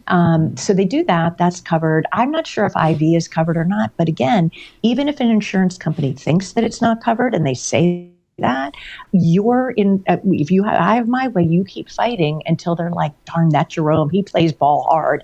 And so here's the thing. Early in my career, somebody called me and she said, I'd like to see you for therapy. And I said, great, I don't take your insurance. And she said, actually, you do. And I said, no, really, I don't. And she said, yeah, but you do, because I called. And so here's the thing. She was a psychologist and she had a very unique situation. And she said, I went online, and this was back in the days of in-person. So your whole pool was people you could drive to. So she said, I went online, and when I eliminated everybody that I know professionally, everybody that I have a client in common with, some sort of a conflict, or they don't know the background about my issue. And she had a couple of them that were like very what you're specific. She said, you're it. You're pretty much the person I can see. So she had called her insurance company, which was Cigna. And the fancy word for it is an ad hoc arrangement or there's another one, single case agreement. So what they did is they put Susan Moroto in network only for her, only for Sally Smith. For everybody else, I was out of network. And Cigna said, what would you like to be paid to see Sally Smith? And I said, and I named a figure that was higher than what they paid their in-person people. And they said, no problem. And so that's another thing that you can do. Nobody knows it because insurance companies don't tell you. And the only reason I know it is because I've been on the provider end. So there's always a way to fight your insurance company. Yeah. And you want coaching. Somebody in the comments mentioned medical advocacy. Mm-hmm. People who have Medicare have access to a medical advocate for free. And some other insurance companies are now putting them in place. And I think the reason is that the medical system is killing people at the rate where that's the third highest cause of death. So it turns into an epidemic. It turns into an epidemic. So if you're the friend of mine that had a really bad med situation going on, you are going to go to your doctor with your phone in your hand. And your doctor is going to prescribe you a medication. And you're going to think about all the ones you're already taking. She had some weird medical stuff going on. And you're going to say, I better look it up. And she's like, well, isn't that going to conflict? Isn't that one going to have a bad interaction with my blobbity-blob? And he's like, you're going to be fine. And she was right. Scott said, has Susan seen and treated combat veterans? No, Susan has seen and treated first responders who have had that kind of trauma. Okay. Susan has also seen and treated people who have, that's not true. I have worked with vets, but nobody who came in right off the battlefield immediately. People who were like, I was in the war. Good luck with that to begin with, because we fight that wholeheartedly. Yeah. I tried a little bit when I got home, and then I went a decade of fuck these people. They're not actually helping. They just want to put pills down my throat. I didn't even try a little bit. When I got home, I didn't think that nothing was wrong at first. I did. And it took me a while to actually see that something was wrong. But I wasn't against getting help. But when I went to get help, just being like, take this, take that, take that. I mean, I'm a grown-ass man. Yeah. And I'm not stupid. Like, you're not just going to keep giving me stuff, and I clearly see that I'm sitting here having side effects from everything you freaking give me, which once again is important to understand with what EMDR is, because our goal here today is to get people to understand what it is, understand how it works. Yeah, sure. Let's go back to that. It can help them, which is why I'm also trying to get the people here to actually hit you up and set up appointments and be able to engage with this process that apparently is having such a huge success rate. Yeah. Yep. And that's not just based off of me saying it or because I know Susan or what have you. And this is just so happens what she does. I mean, you can look up the results for yourself. I feel like, who's the guy, Billy, whatever, that sells the sham wows? It works for yourself. Well, here's the thing. So this, the woman who created this, Francine Shapiro, she's received the Sigmund Freud Award from Psychotherapy and an American Psychological Association Trauma Division Award. This was described as the gold standard everywhere I looked online. It is. It's the gold standard. And, it's kind of crazy, the success rate. And why it really is. And even the World Health And why Organization isn't that recognizes the this. first? Right. Yeah, it's And the first thing. it Like should. she said, that's the goal. It's the HMO crisis.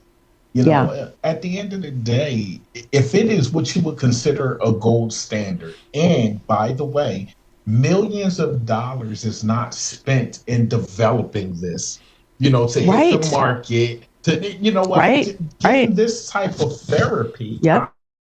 Honestly, of course, therapy isn't free, but at the end of the day, it's cheaper than a lifetime commitment. Correct. To, what is that called?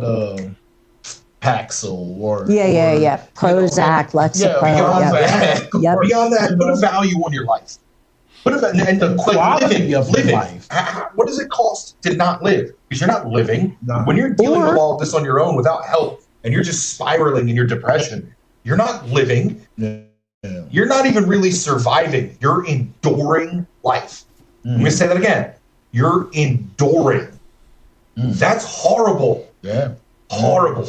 And you may be driving away your spouse, your parents, your children, your siblings, You more than likely are. Right. Yeah. So maybe I should say exactly what you go, Jerome. What would you like to say? All right.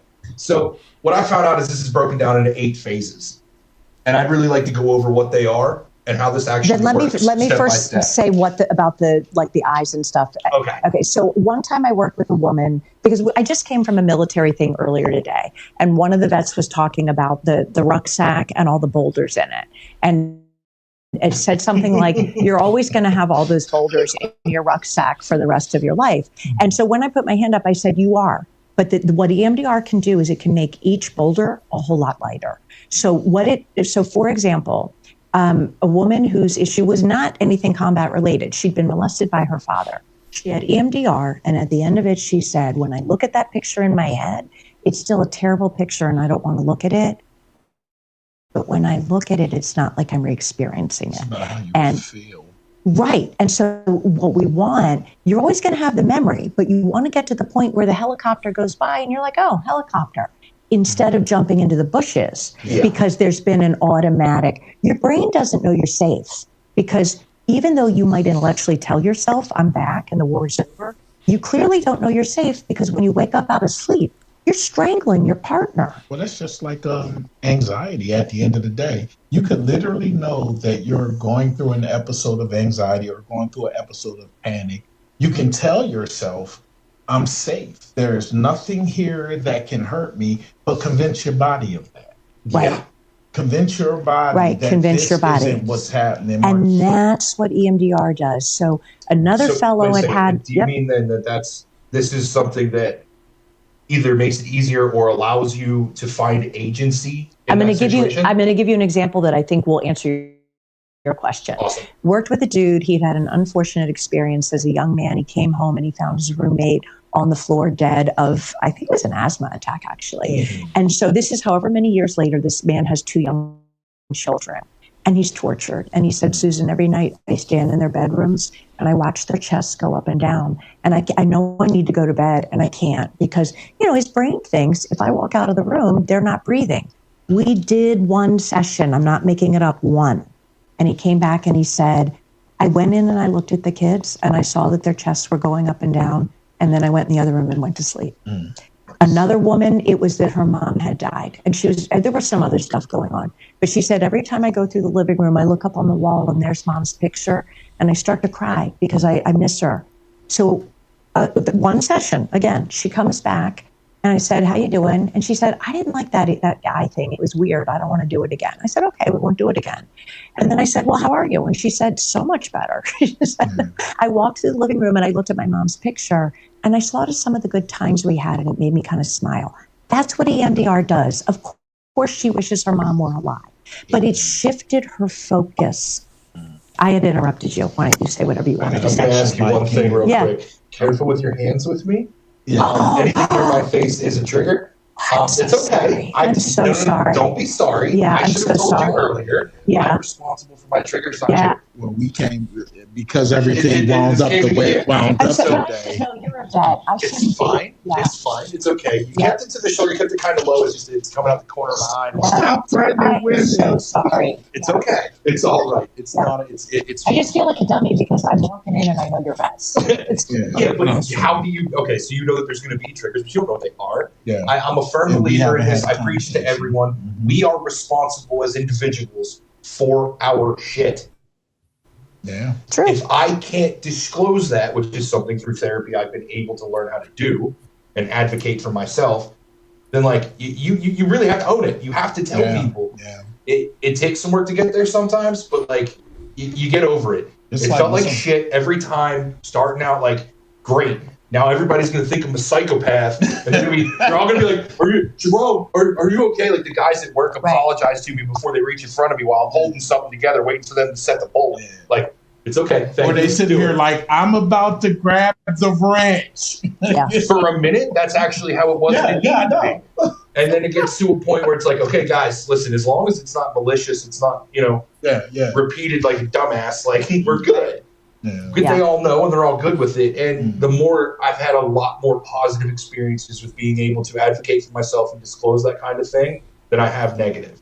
And honestly, if I have a negative response from someone, thanks for showing me who you are. And you need to stay the hell out of my bubble and my damn life. Yeah. That's too easy. If you can't have that little bit of compassion, fuck you. I don't need you in my life. But you know something? I literally, the way that I've kind of dealt with a lot of things over the years is I think to myself, build your world and live in it. And so for me personally, I only allow people in my world that is okay with respecting me, that's okay with my little things that I have going on.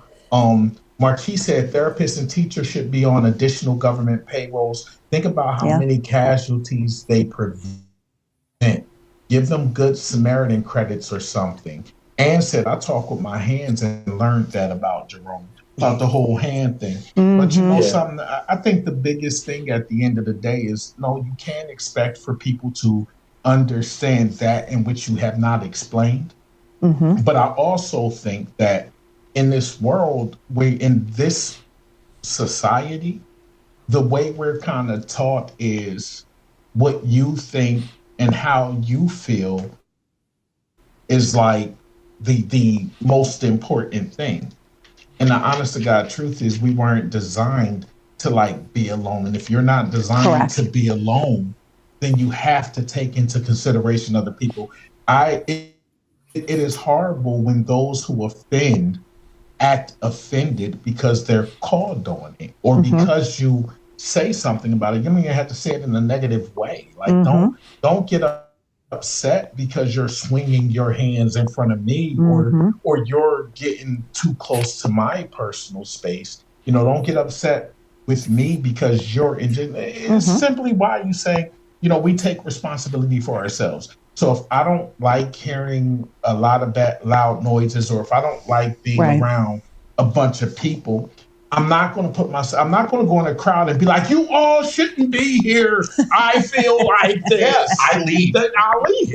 Yeah, I'm not going to stop you from having your good time. I'm going to remove myself. Yes. But it sounds like with EMDR that it makes you kind of like, it reminds me how hydroxyzine makes me feel, or weed. So hydroxyzine kind of make me feel like this is happening, but it's okay. It makes me kind of care less. It's not that I don't care. I just care less. In a good way or in a like kind of detached, not good way? I feel like That's a great hydroxyzine makes it feel detached. That's how I feel. And I guess maybe that's how I'm looking at it. And I could be wrong. It's like for it to still occur and me not react the way that I react, for me to sit in a situation that normally would be driving me over the edge, or every fiber of my being is telling me to get out of there, or even in situations where I just want to have like a snap reaction. You got what I'm saying? Because sometimes people don't understand, much like just sneezing like out of nowhere, that's kind of how people can act out in a way sometimes. Oh, people act out terribly. Everybody has lost their filter. Yeah. They've lost their manners. Exactly. They've lost their everything. Exactly. Yeah. And like no one is immune to that anymore. And even if you thought you were. I'm sorry, I got to read this one off. Scott said the difference between us combat vets and others is that once we become civilians, we have a very long leash with a very short fuse. Amen. Scott, like you hit the nail on the head with that, dude. Bro. And, you know, it's something else we had discussed doing a pod on, and that will be talked about in the future. You know what else, though?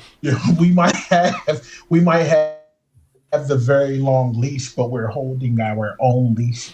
Oh! You're not wrong. People don't understand that. And I always tell people, you know, be careful the ass you try to kick, because you don't know what ass you're going to try to kiss. So if I flip out, I flip out, and then you think for 1 second that you can stop me, or even that I would allow, what makes you think that I would let you project your will onto me? Do you even know where I've been or what I've been through? But I digress, because that is not what we're talking about.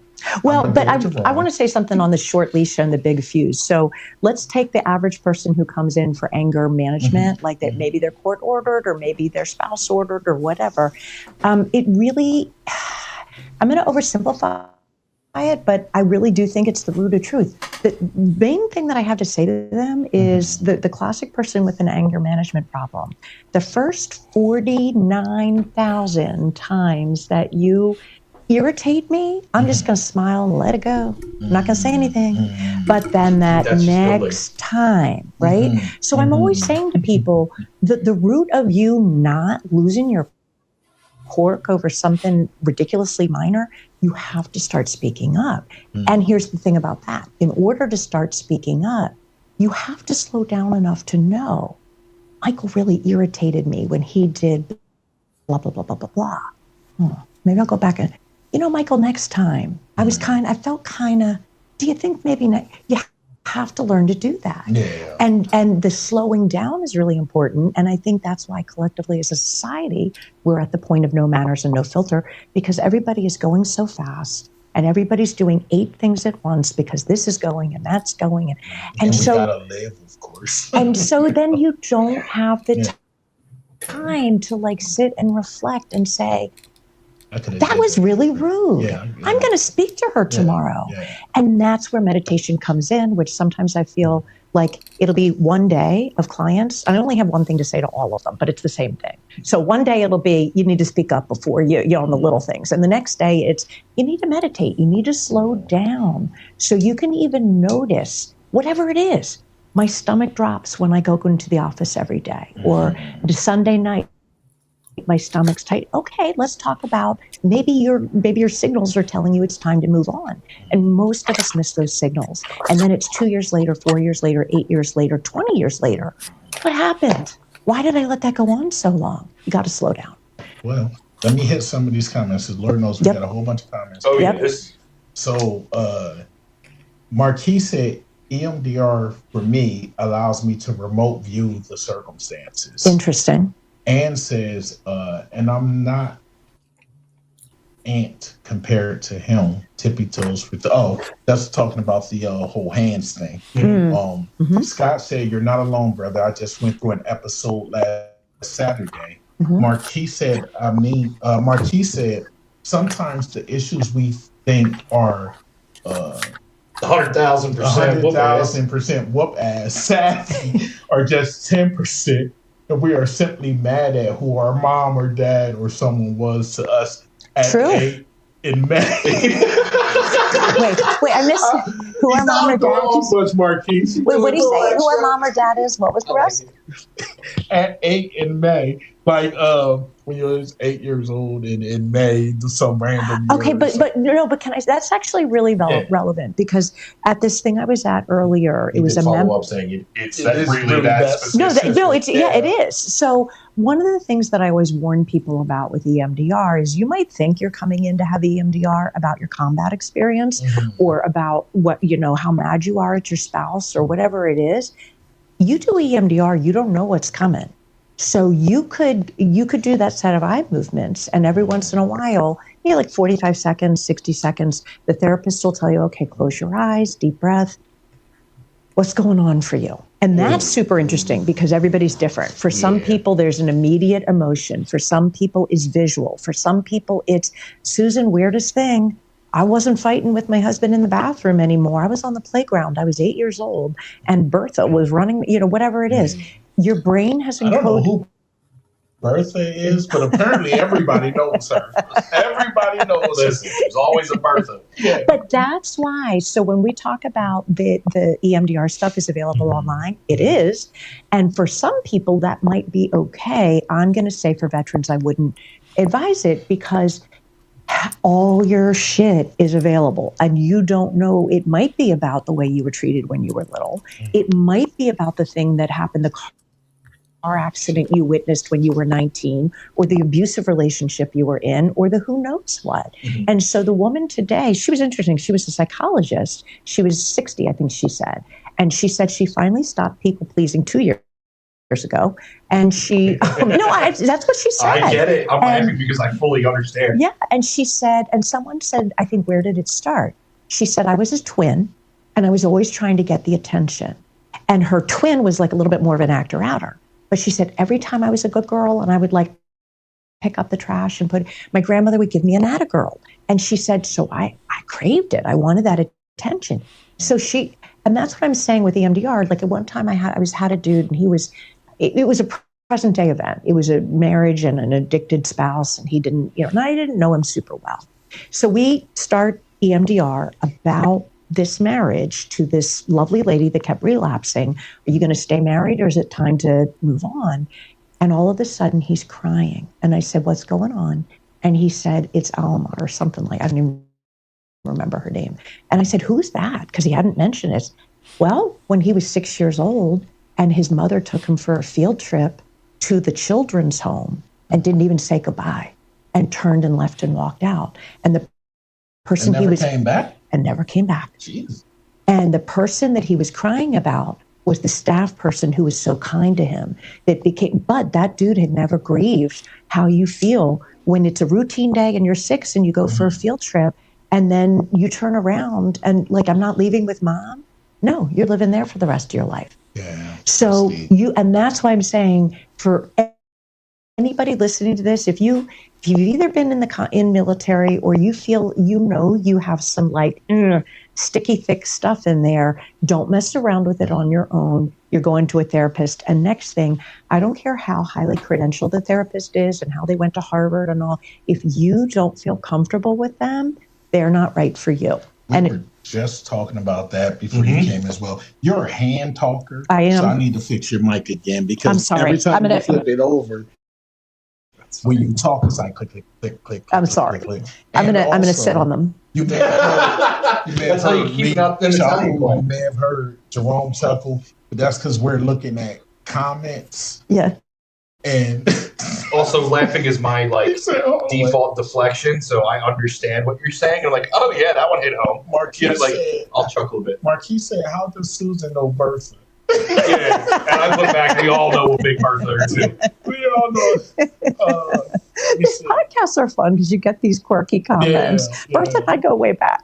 And Scott said, absolutely understandable. I learned us vets and fellas live a parallel life when it comes to trauma. You know, and it's crazy because it's one thing that even if you could find this on the internet, or you could watch a YouTube video how you can do things yourself or whatever. It's all good and fine to me. But when you're messing in areas of like the mind, I personally feel like you should not be your own guide. If you don't know what you encounter, when you say all things are available, let me tell you, I remember a few months back, I had a new therapist who I was trying out this whole thing where they were saying, it's some type of written therapy or whatever, and you keep writing about the situation the same way several times or whatever. And as I wrote, I kind of understood it was a whole situation. I kind of dumped the therapist. She was good to begin with, but I kind of dumped her because she told a lie. Don't lie if you want to be a therapist. Oh yeah, don't go back on something that you say. Don't do that. I hate when people do that. Don't be sitting up here talking anyway. No, that's a serious thing, Mike. It is. You have to develop a level of trust and comfort. That once that's broken, there's no coming back from that. That's like you get married and your wife or husband is cheating on you with your brother or sister. Like you're like, what the hell just happened? Cut them both off. So let's roll it. I can tell a little anecdote that pulls in two things we were just talking about. Mm-hmm. So I'm in my school-based job, and when you're dealing with kids, obviously you're the adult, you're the authority figure, so the power is swayed, to you. There, even if you're not a scary person, the fact still is you're an adult, you're an authority figure. So I had this kid, and I'd worked with her quite a lot. And she was kind of like a permanent fixture in my office. Lovely little kid. Anyway, so we roll around, and one day she comes in and she goes, Mrs. Moroto, I'm really mad at you. And I'm like, okay, give it to me. What is it? And she said, you told my mom, whatever it was. And I said, yeah. And she said, I told you not to. I said, oh my goodness, honey, I am so sorry. Because I always tell the kids, when I talk with the kids, I would always say, we need clarity here. What am I allowed to tell mom? What am I not allowed to tell mom? And then here's where you need to know the things that I'm not going to have a choice about telling mom. So if you make the choice to tell me X, Y, or Z, that one's going to go to mom or dad or whoever. And to me, it didn't seem like a big deal, but to her, obviously it was. If I had known that she did not want me to tell mom, there would have been no reason. Like I didn't have to tell mom. And I said to her two things. I said, number one, I'm really, really sorry. But number two, and I meant this, I said, I'm so proud of you because a lot of adults can't do that. It's like we were just saying, a lot of adults won't go and say, it bothered me when you did X. They'll just cut the friendship. And for her to do it with an adult, it takes even more courage. And so I really, I felt like A+ for her, right? She's doing better than a lot of adults. But if it's not the right, if you don't, and here's the other thing I tell, if you're starting therapy and you've never been, schedule 3 people because we're all so different. Yes, and it's a personality and a clique, and you want to know what it's like with a George, a Mary, and a Susan, And sometimes, like when I did it when I was in my 20s, the first one I was like, and the second one I was like that I canceled the third. I didn't feel like I needed to. But when people come out of a first therapy appointment and I say, well, what'd you think? She was okay, I guess. I mean, that's not the right therapist. Did you know that they were changing it up? Well, I don't know. I don't want to say they, but my experience with therapists in the VA. So you can only see a therapist for like 6 months or something, or so many weeks or something. I had that happen to me, and it's like at the end, I guess you're supposed to be okay, or right. Some people really rely on that here. What was you going to say, Jerome? This is another reason I prefer the vet centers, right? So, man, I think what you're talking about is a cover up, and this is completely Jerome's own thought up conspiracy here. I think it's an attempt to cover up the revolving door of therapists. In the larger section of VA hospitals. So I'm on my 3rd therapist since 2023, October 2023. And I had 1 retire on me. 1 got let go. And now I'm on my 3rd one. I don't know how I got blessed that all three of them I'm okay with.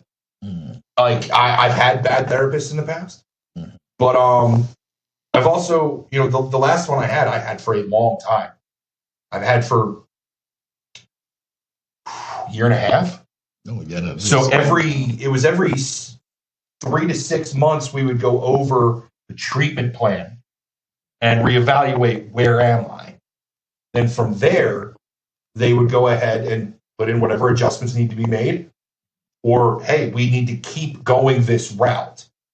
But that was the change for me every 3 to 6 months versus changing therapists. And I do think that's just a way to cover up the revolving door it can be, because a lot of therapists are going to use the VA as a stepping stone. Yeah, it's kind of like teachers in inner city schools getting that time and so that, hey, I serve the underprivileged. I was in a rough day. Or if that's just the only place that they could get the in the field experience, they're going to have to take it. Because you'll have overqualified people on paper as far as education goes, but have no real world experience. The person with the real world experience and less education is going to get the job first. And they're going to be better more often than not. Let me jump in because this was something I wanted to say too, because I said it at the other place. Here's another thing for vets. When you go looking for therapists, do not go to the baby therapist. A baby therapist is somebody who under the age of 40.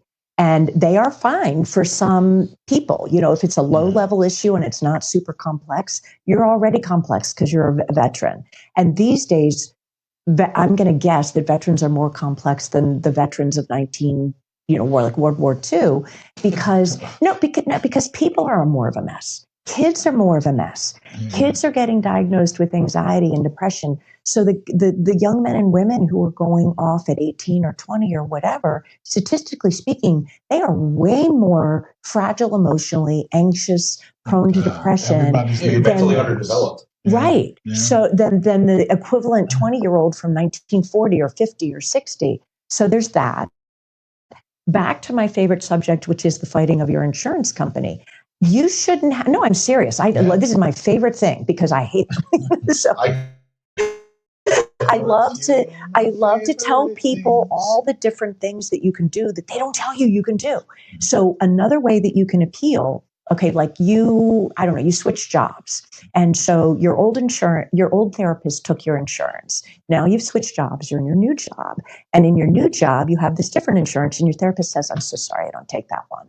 You're going to go back to your insurance company and you are going to say that it's the in-network thing. You need to do a single case agreement or an ad hoc agreement and cover my costs with my therapist, George Smith. And the magic phrase is continuity of care. I already have a relationship with George Smith. And to me, it should be a no-brainer because if they're paying X number of dollars a session, what do they care whether it's to George, Sally, Herbert, Susan, Fred? Why? It's the same amount of money. So they typically say no to that because for some reason, there's this very odd idea that you can bare your soul with somebody and basically show up naked. You have shown them all your most inner things, vulnerabilities that you've not told anybody else. And then you don't get to talk to them anymore, but you get to do it all over again with a new person. It's insane. And you got to start from the beginning. You got to start from the beginning. They can have a file or whatever, but you really have to start from the beginning because even what's in the file, I don't know, there's just nuances. There's things that don't make it in there. Or like I love written history when a client comes in and hands me 6 pages, but I still want to hear them talk about it because I'm going to see whether they start crying when they talk about something or whether they get blotchy because they're getting so angry or whatever it is. So you're going to fight your insurance company. And again, you're going to get other people to go to bat for you. You're going to go to your general doctor and you're going to say, those bastards want me to switch, but I really like Fred. I need you to write a letter saying that I'm in really fragile shape and that if they make me switch to a different therapist, I might go off the deep end. Just try everything you can. CC the insurance commissioner. You're going to look up who the insurance commissioner is for the state that you live in. And no insurance company likes that. And now I'll be quiet and see what we're supposed to talk about. Scott says social media is the problem with this generation. No one fights growing up anymore, and that's breeding a weak generation of men. Just my opinion. Okay, well, that's funny because Scott and I have an epic fight. Yeah. I went to high school with him. He also is said, a good friend of mine. 100% of my psychiatrist treated me for 3 months, then left the VA. And that makes me think about the whole teacher coming down to the inner city. Yeah, I got my time in and I'm gone. You know, it's such a sad thing when you think about something so important as healthcare or mental health care, behavioral health care services. Like, you're dealing with people freaking minds. And I want to say, I think the mind is actually more fragile than the body. And it's just how I feel, because it's like, okay, if you have, and this is, I hate to say any condition, because I'm sure we all know somebody who's passed from something, whatever, but this is not about you. This is just about the comment I'm about to make. I feel like you can have an illness, and that chart could be passed on to any doctor, and it can be viewed in the same manner to treat. But when it comes down to your mind, it is such a different battlefield. It's such a different war. It just is. And when people, so is it okay to jump in because you weren't finished? Yeah, you sure? I just thumbed you over. I'm like, go ahead. Okay.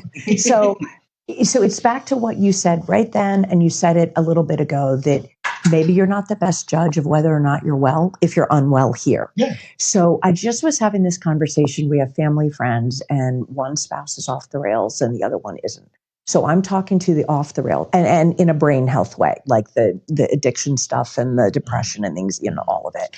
And so the well spouse will say to me, you know, but why does he think blah, blah, blah, blah, blah, blah, blah? And I keep saying to her, if he were sick with anything from the neck down, he might be a good judge of whether he needs to be treated for his illness.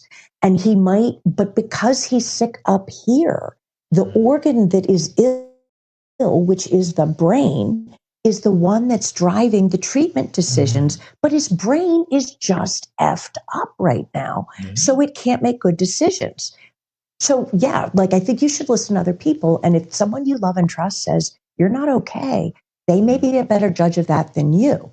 Having said that, I still think even if you know you're crazy, like you're fully off the rails, there are sometimes you still know what you know. I think even people who are all the way out in left field, I think there are moments that they're lucid and they know that they're off. 100%. You can have a conversation with somebody and say, you know what? That was all me. That was literally all me. They probably didn't even really say it, because I've experienced so many different things with people. Like even when I worked at Sunrise, and talking to people with Alzheimer's and things of that nature, they've had those moments. Correct. And lucidity. Where they're like, you know, I'm crazy as bad shit. Or, you know something, I used to this, that, the third, but now, and even if they said it in a way that was hard to understand, you understand it when you speak the language every day. Yeah. So I think that we all know, but once again, is it that most people have a sense of entitlement to where how they feel in the moment trumps the issue that you're going through. It's like getting into an argument with somebody who knows that you have like anxiety, who knows you have PTSD, yet they surge forward and keep fighting and fighting and fighting, even when you're trying to retreat. You get what I'm saying? Because how they feel in that moment trumps the ailment that you have mentally. So it's so interesting you say that, Michael, because I remember with Dad, and I don't know if you were working with him when he was still well and could speak, and like he was well enough for me to take him over to Riddle to see Mom. But I remember one day we're walking into Riddle, and my dad had Lewy body dementia, which you don't know until autopsy, so we just called it Alzheimer's. But he was well enough to, you know, get in the car with me and go see Mom over at Riddle. We're walking into Riddle, and he says, "There's something wrong with me. I don't understand anything anymore." And I said, "Well, Dad, you know, you have Alzheimer's." And he said, I know that, because he knew the word. Yeah. And when he early in the diagnosis, he knew what it meant. And he said, but where does it all end? And oh my God, I couldn't say, I didn't know what to say. And there was another time where he said something. And I think you're right. Like, people sometimes will have a moment of lucidity, like, I'm batshit crazy. Yeah. I remember one time he said, it's like I'm drunk, but I'm not. Yeah. And that I actually know that feeling, which is called brain fog, when you have so many toxins built up that you feel like you're drunk or drugged, like you've taken it, but you haven't, and there's no euphoria. But anyway, so yeah. And then the final thing I'll say about that is there's a nurse called Hadley Vlahos, or I don't know how you say it, V as in Victor, Lahos. And she's a hospice nurse and has written a book called, I forget, but she has an Instagram, and you'll find her. She's very easy to find. And she has all these incredible stories of these dying people, a lot of whom have dementia. Yeah. And then they say something that maybe makes sense. So the one lady that she goes to the person's house, so they're not in a facility. They're in the actual home that this couple lived in. The woman's the one who had whatever dementia. And she puts her in bed one night, and the woman will not go in the bedroom. She just keeps saying fire, fire, fire, fire, fire. The nurse is new and young. She doesn't know what to do. So she calls an older nurse. What do I do with her? And the nurse says, she's not going to bed because in her mind, there's a fire in there. You need to get her a bed in a different room. So she calls the husband and she says, get on over here. We need to shove the bed in the other room. They carry the bed and put it in a different room. And the husband and wife go to sleep in there. No problem. So at some point she dies, and at some point a few days pass, or a week, or however long, and she goes to the service, either the funeral or memorial, and the husband comes running up to her and he says, you're not going to believe what happened. And she said, what? And he said, I didn't move the bed back. I've been sleeping in the room where you and I put it. There was a fire in the bedroom where the lady kept saying fire, fire, fire. So what Hadley Vlahos says in her book is, when they have dementia, they're not quite with us, but we don't know where they are. And do they have access to some, like, did she get the memo that there was going to be a fire 4 days or a week before her husband, which makes me think of, the people who are crazy, the homeless people that in the 80s, they would stand on the street corner and they would talk about how the government was listening to their thoughts. Well, I must be crazy because these days I feel like the government's listening to my thoughts, my conversations, my shopping, right? So our phones. You can turn this off. So that's conversation. So that's what I'm saying. We'll get commercials. I know, our phones. right? Patented to what you were talking about. Were they crazy, or did they just get the memo a couple of decades before the rest of us? Or even more so, like the government was doing MK Ultra and all that stuff. Let me tell you something. Yes, sir. When you said that about your dad, and your dad saying, I feel like, I'm drunk, but I'm not. It's so funny because I can see him. I can see him with that hat on, with his glasses. Yeah.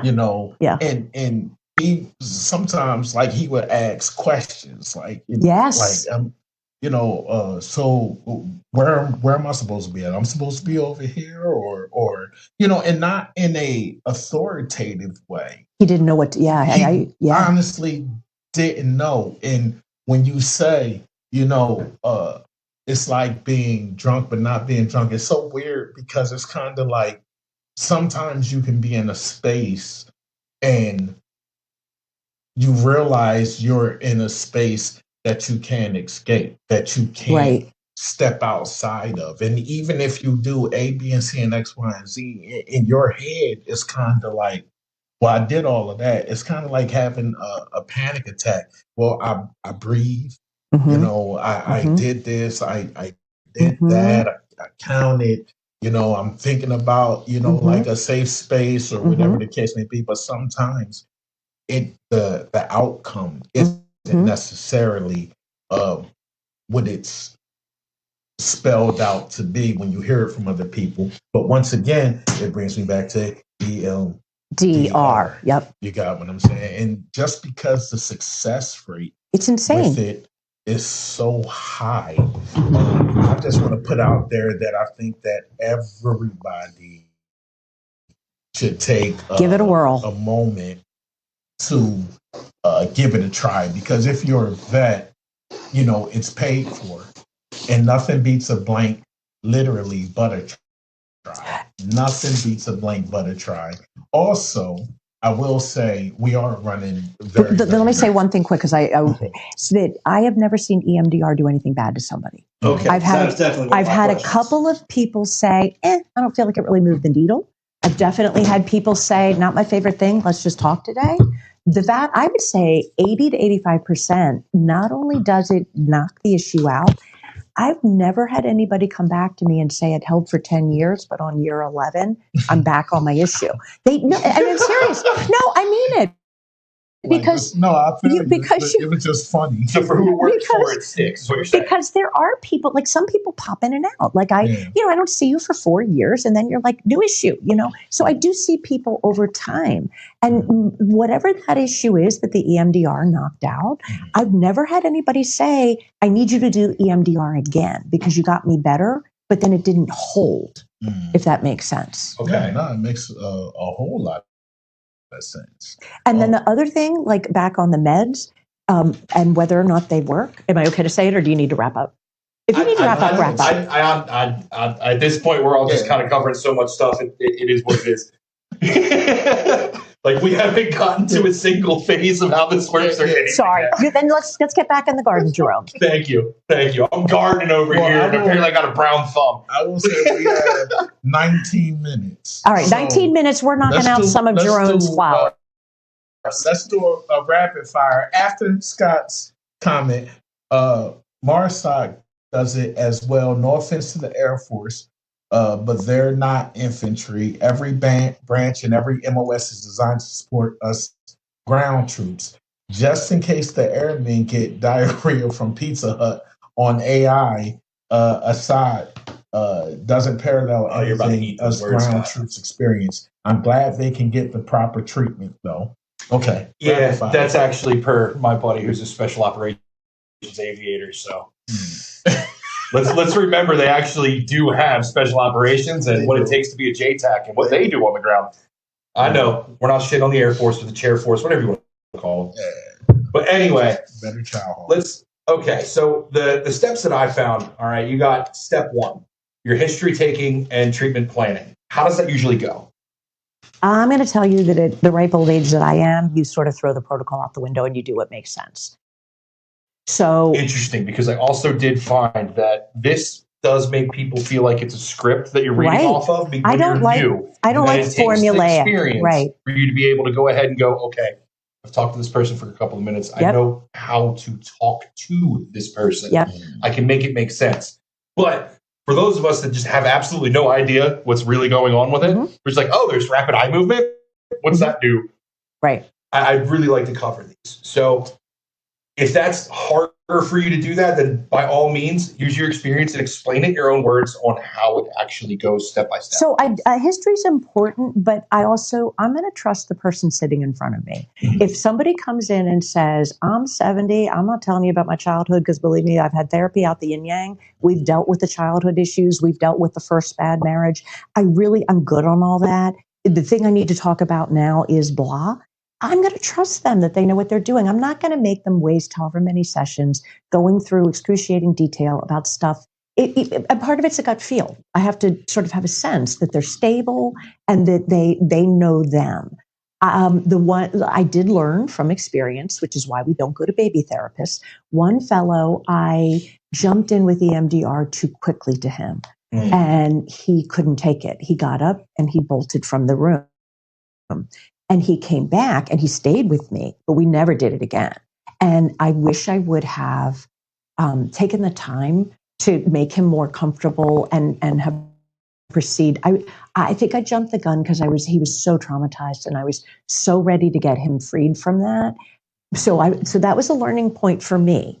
You can't go too fast. As long as it was a learning point, that is all that matters. Right. If we don't learn from those situations we come across, I won't even call it a mistake. Just sometimes things that happen like that.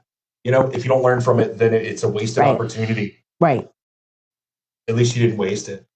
I do like to explain it to people, though. I do like to explain We might dredge shit up that you didn't think was an issue from when you were 15, and now you're 65, and you had no idea that that issue was wrapped into this issue. Well, that's number two anyway, so that was pretty good. It is. I'm looking at it. Step number 2. Yep. The preparation, including explaining the procedure and establishing trust. Right, right. What he said. But I just thought that was funny though, because you said good. number 2. Yeah, but in her words. Yeah. Goes right into what I said. People that are experienced with it are the ones that have better success rates because they can personalize it to the client. Yeah, it's like you have a better idea of how you got a better human skills. Because you also have the experience and you don't need a script. It's memorized. You know what you have to get to. I know what you know it when you see it. You know? Right. Yeah. So number 3, the assessment, identifying specific memories and negative beliefs to target during the therapy. Maybe yes, maybe no. So what I'm going to say on that is that for some people, they can tell you right away. They can say, I remember when I got the phone call. I was standing in the kitchen. I can tell you what we ate for breakfast because those dishes, they're already there. So I do like to ask people, can you bring up something that represents the worst part of the scenario? But I'm not going to badger them about what color the wallpaper was. If they just say, I feel I get this horrible knot in my stomach, then I'll just say, go there, or if a person says there's so many, maybe it was the Tuesday we drove to the hospital, maybe it was that.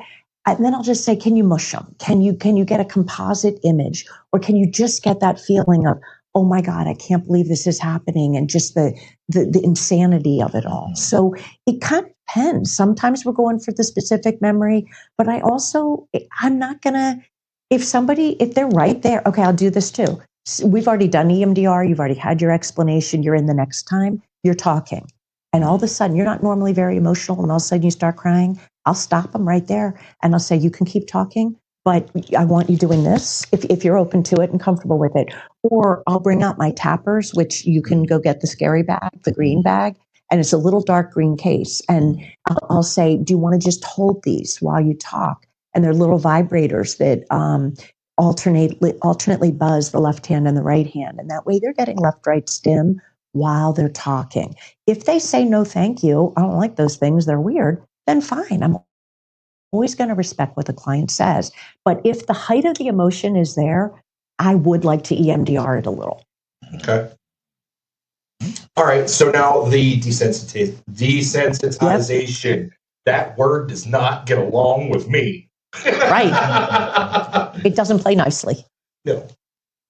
Reducing the emotional charge associated with the traumatic memories through bilateral stimulation. So I think that just means you're doing it. You're doing the stim.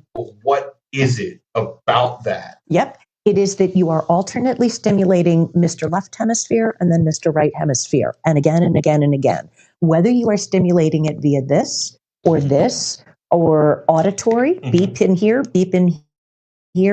and that left, right is activating the part of the brain that can differentiate fantasy from reality. When I heard that sentence, I was like, well, there you go. Now I get it.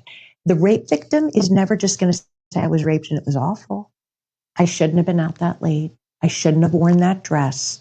I shouldn't have been in that. What was I thinking being in that? Right? It's not her fault. That's seeking out a reason, something to justify it, someone to blame, your self-blame. That's a whole ball. So with veterans, I'm guessing that, for people that saw active combat, maybe you had to do terrible things. Maybe you killed people. Yeah. I'm going to guess a lot of you might come home and think, I'm evil, I'm bad, I didn't follow the Bible or what Allah or Buddha or whoever you talk to is, and that there's a conflict around that. And so maybe the belief that we want you to get to is, well, it was him or me and I had to, or, it was a terrible thing, but under the circumstances, if you're fighting to restore peace, maybe, there's that. So the idea of changing the irrational belief system, and we all have one. So there's no judgment in that. So maybe the irrational belief system is, I should have been able to save my buddy that got blown up right next to me. Or maybe the irrational belief system here's one, because we were talking about this morning. The charge, the adrenaline, you're all together, the intensity, the bond, the mission. This is important. And then you're going to come back and get up and drive to work and, get your coffee at Wawa and sit in your cubicle. You go from purpose to routine. Right. Yeah. And so does that make me a bad person? If I sometimes miss the thrill and the zing, and I felt alive and I felt a connection to the guys and women that I was with, that makes me almost long. Am I like totally fucked up? Is that, so like survivor guilt, but also maybe survivor guilt for having, I don't know. I'm not sure the words to use, but for missing it a little bit, or for not finding this life. Guilt and shame of longing for it. Yes. You're speaking to me right now with all of it. So, and said certain people in your life are like natural anxiety pills. That means I need a hug. I will bribe you with fresh cookies, Jerome. Scott said it's not the killing of people; it's the loss of your friends in front of you. Right. Yeah. Right. And I would imagine that's true, because then you got survivor guilt and why wasn't it me? And I would imagine that there's a thought like, well, I got saved and he didn't.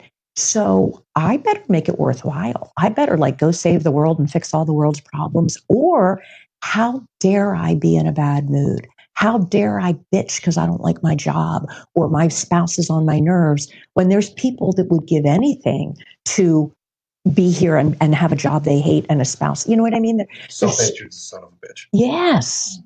So I think what EMDR does is it doesn't take away the memories of what happened. I think it untangles the screwed up thoughts around the memories. That makes sense. I think it helps you in a sense, and I'm going to use the word elevate. Just it helps you elevate your way of thinking. It's like when you're a child, you think as a child does. You got what I'm saying? You do something, and you I'm just a little like. Is it the egocentric thing that happened because of you? The dad died because of that time I said, I hate you, I wish you were dead? Yeah, I wish you were dead. Right. Dad dies in a car. That's the last magical thing I said, thinking. and you feel like shit about it. Yeah, exactly. It's a slippery slope way of thinking in a sense. And it's like, even as adults, sometimes, even though you could know the logic of something, man, feelings is crazy. I think maybe outside of the feeling, it helps you to see reality, because how you feel, although it feels real to you, it may not necessarily be the reality of the situation or circumstance. Exactly. Exactly. But we live in a societal construct that keeps telling you how you feel is valid. No, because a lot of times they don't tell you. Like, it's okay for you to be angry. What's not okay is for you to be angry and project that anger onto somebody. If you choose to be angry, look at what it is you're angry about. Ask yourself, what part did you play in the whole scenario? Like, can you honestly be angry because you're with someone who keeps hurting you, but yet you stay with right? So you're going a little Buddhisty, which I like. Well, no, it's at the end of the day, it's the reality that we need to see, but it is so many of us who cling to how we feel. Well, and the one distinction that I always like to make with people is you are never wrong for how you feel. We can hold you accountable for your actions. Indeed. So the example that I always give is my infertility ladies. They're struggling, they're trying to get pregnant, they're spending money, they're injecting themselves, they're mortified. The shame around infertility is not like, I've never seen anything like it. Nobody ever tells me they're ashamed about their cancer. But anyway. That makes sense, though. It makes perfect sense. Because but it shouldn't. You know what I mean? Like, we should be able to just say, I'm infertile. I got a medical condition. I hear you. But to know that you're a woman and the one gift you have over everything else in this world is the ability to create life, and it's not there for you. But the reality, I can understand how that would help somebody so deeply that would bring the shame. Because It's the same thing as survivor's guilt, just for a different reason, right? I don't need to be shameful or feel that because I survived and someone else didn't. My number wasn't pulled. But how many things do we feel shame over? Anyway, it didn't even necessarily have to be something as deep as freaking having kids. But what I'm saying is, specifically. No, Jerome's right. It is. What I'm saying is, what's sad to me is people feel a degree of shame because their uterus or their ovaries or their sperm or their testicles or whatever don't work properly, or they're not in a way that they don't when it's their liver not working properly, or their pancreas or their lungs. I get exactly right? what you're saying. It's all the same thing in a sense. In a sense, but we have more wrapped up into it. Yeah, more vested. But it's like back, if you have ED. In your mind, you're like, and that's I'm not a man. Right, and that's a circulatory issue. Right. Or sometimes it's not a peer issue. But going back to the ladies, so then inevitably, somebody, they come in, we used to do this group, it was lovely, and they would come in and, somebody would start crying. My sister called me and told me she was pregnant. And I'm a bad person. Because I'm happy for her, I really am. But I got so angry, and all I could think about is me and how I wish. And what I would always say to them is, you didn't ask to feel that way. If you could push the button that made you not be sad about your own situation, you would. If you tell me you go over and you punch your sister, then we'll talk about things that maybe you can feel bad about. Or is there something that happened in the past that made you just catch up with her right now? I'm just going to punch her. It's like, right. You'll feel too bad maybe her name is Bertha. Maybe her name is Bertha. Her name might be Bertha. Listen, we have 4 minutes. 4 minutes. Okay. This we do have an actual question for her too. We could probably.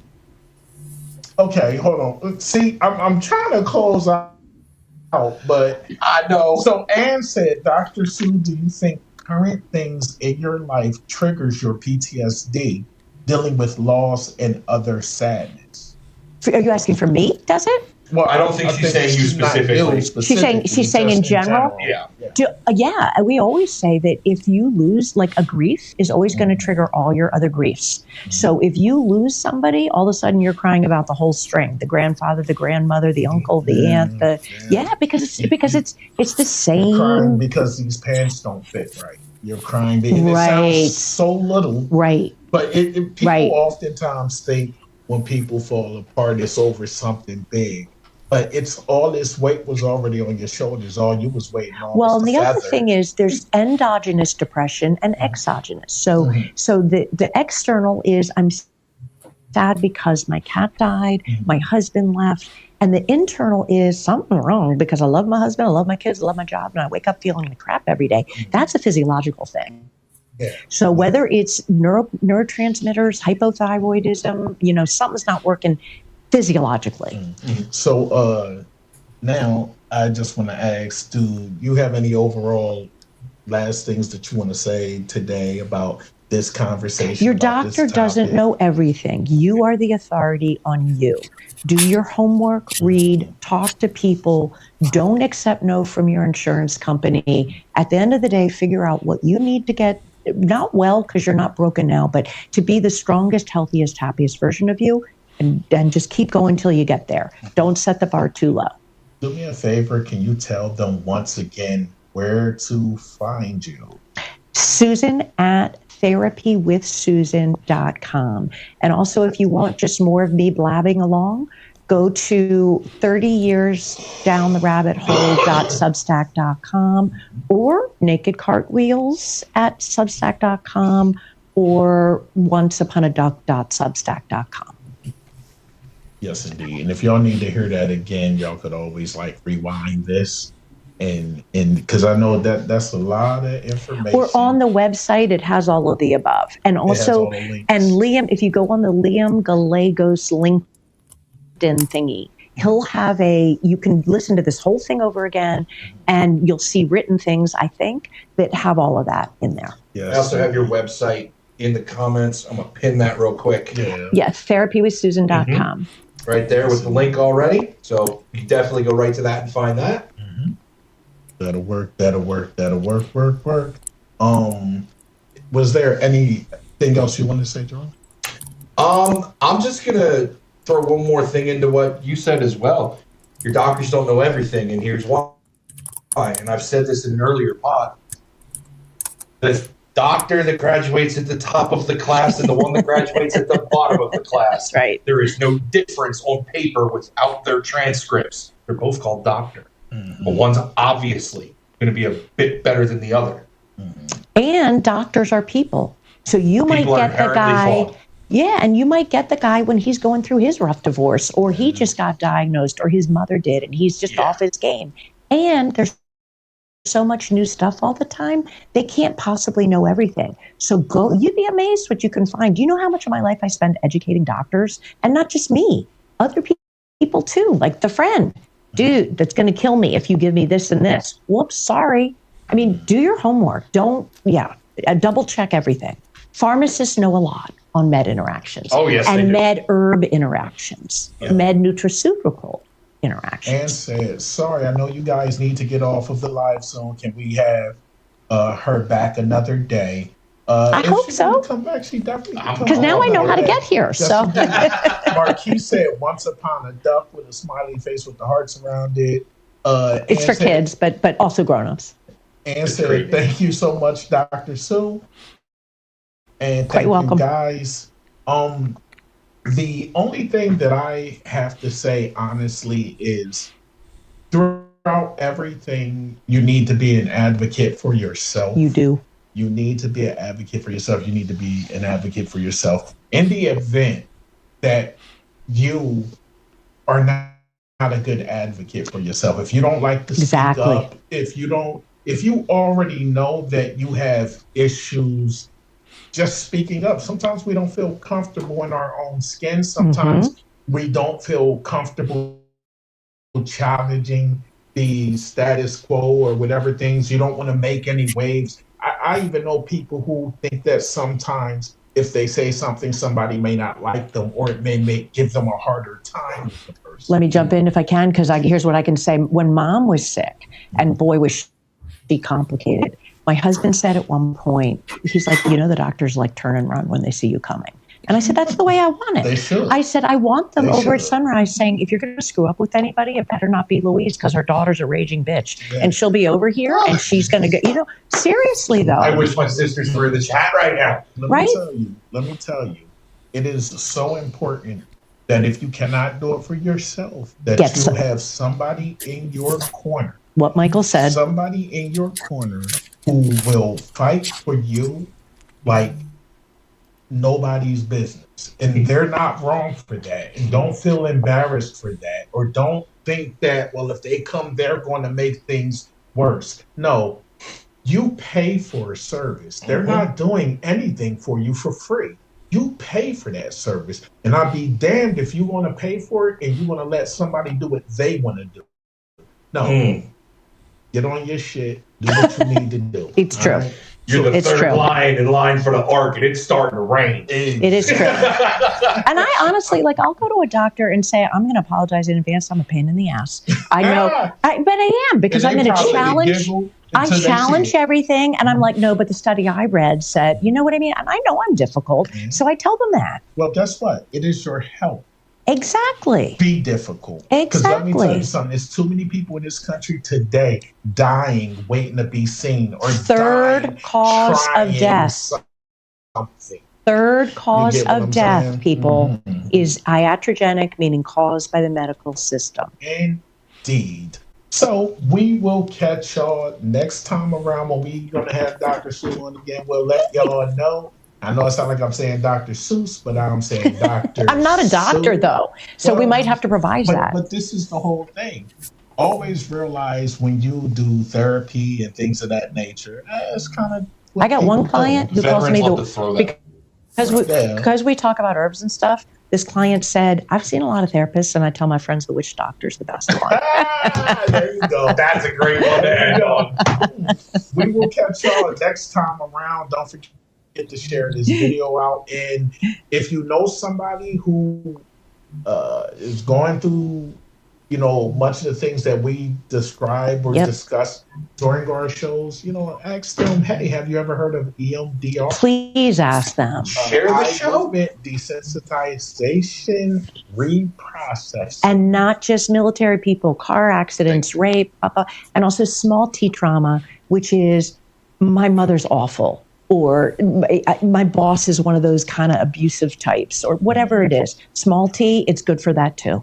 Boom. We'll holler at y'all next time. Peace.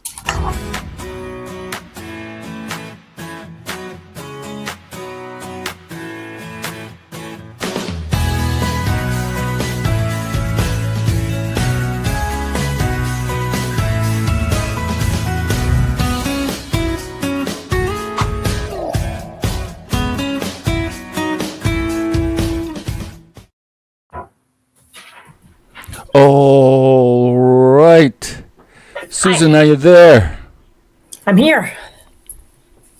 So that was pretty awesome. Lots of great information. And we watched the You Are Here podcast with Michael and Jerome. Is that I'm the tech guy, so you take the lead. Jerome, who I don't know nearly as well. It was my first time meeting him. And Michael Storm Miller, who will always have a very special place in my heart because of the way he cared for my dad. Yeah, I remember yes. And this is your pop, right? That's dad when things were really going downhill. And he is on the sofa, and actually he's reading a book. He's reading looks like a children's book, probably reading to my kids, but that hat is a yellow St. Paul's hat. He taught at St. Paul's School for 41 years and has a huge following down there of Thomas and Longstreth fan club, rolled into the Mitch Tooleye and Skip Darrell and, all the old guard fan club. And I'm actually doing a lot right now, Liam, which is why you and I need to compare our calendars, because let's see, what is it? April 21st, which is a Tuesday, is the big, my Ducks are playing the Baltimore Ravens, the football team. And that day is also, it's Dad's birthday, and it's the birthday of a fellow named Jordy Mitchell. I grew up with Jordy Mitchell. Jordy Mitchell was a babysitter. He lived on the same campus. All the parents were working at the school, and we kids were running around being little hellions. And when Jordy got older, he taught at St. Paul's. And so he and Dad always used to celebrate their birthdays by going out to lunch together. And when I got in touch with Jordy, he's another one. I hadn't talked to him in probably 35 years, other than just maybe 4 or 5 times ran into him somewhere at some St. Paul's event or whatever. He, about a year ago, when I got back online, back out on social media, he was telling me, did you know that your dad and I had the same birthday and used to go out to lunch together? And he said, your father, I mean, I could pull it up and read it actually. He said, your father was, it was beautiful what he said, like my mentor, role model, like taught me how to be a teacher, because Jordy went on and taught forever, but also taught me to be a human being. So anyway, Monday, no, it's not Monday, Tuesday, April 21st, I'm calling it National Tom Longstreth and Jordy Mitchell Day. And so we'll be celebrating with hang on, I can get my graphics here. We've got our, okay, time for the big game, right? The Ducks are playing the Ravens. It's coming up. And then we have, tickets are on sale soon. They're needing a coach because these little Ducks are, all right. They're adorable, but they do not know how to play football. So I am hoping that Mitch Tooleye, who was the football coach at St. Paul's, who is also part of the old guard, but he's one of the ones who's still alive and cognitively all there. I'm hoping we can pull him out of retirement and get him in to coach the Ducks on the 21st. And if not, sure, then I'm looking at Jordy's brother, because Jordy's brother, Stephen, was a phenomenal athlete. He played at Johns Hopkins Division I lacrosse and blah, blah, and was inducted into the Lacrosse Hall of Fame. And I'm 95% sure that it was football that Stephen played and not Jordy. So if Stephen can fit us in between juggling his 5 children, then I'm hoping he would come as well. Lots going on. Lots going on. And I just want to. One thing about Baker Koppelman, because that's kind of like a fun one too. I make it real quick. Sure. Sure. Go ahead. So so here's how the Baker Koppelman thing happened. Baker Koppelman was a St. Paul student, and he graduated with me in 1985.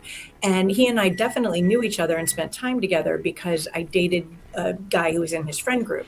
Well, another 40 years go by, and I swear to God, in the entire full 40 years, 0 points of contact, not one running into anybody anywhere. So as I'm going through all of Dad's writings, I come across his memoir, which he did not complete, but he made notes, a whole list of chapters, and there were some that were written and some that were not.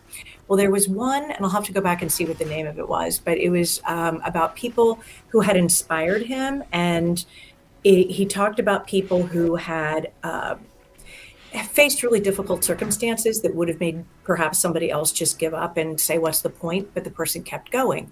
And Baker Koppelman was one such person. Baker had Marfan syndrome. And as it turns out, Baker is still with us as we're approaching, both of us, 60 years old, because he's had I think he said 20 surgeries. But when I was a kid, and I don't think we knew yet, I just remember hearing, because my dad knew the family and knew the situation, that, poor Baker, kids, great kid, lovely guy, but his life expectancy, because of this thing he has, is only, sort of 30 to 35.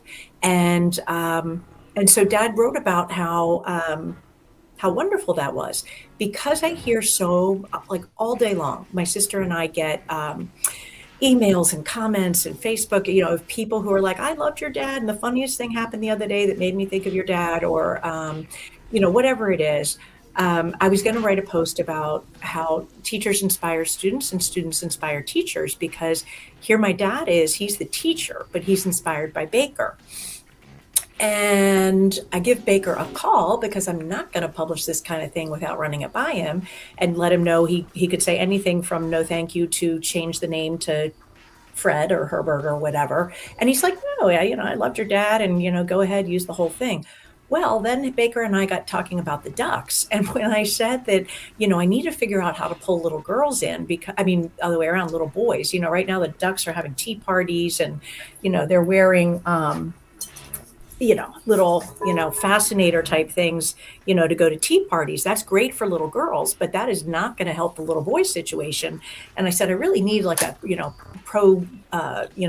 pro whatever team.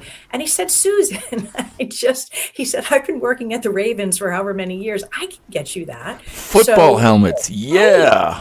So this is why the Ducks have challenged the Ravens. The Ravens have said yes. The Ravens think they're going to win. The Ducks think they're going to win. And if we don't get Mitch Tulai or Steven or somebody who knows what they're doing with football out there, then I'm going to have some very sad little Ducks. So. Sounds like a fun time. It is a very fun time, which is why I need the schedule for Liam Gallegos, because I don't want to be scheduling all these different meet and greets and interviews and let's go down memory road about Dad without you there to broadcast it out to people.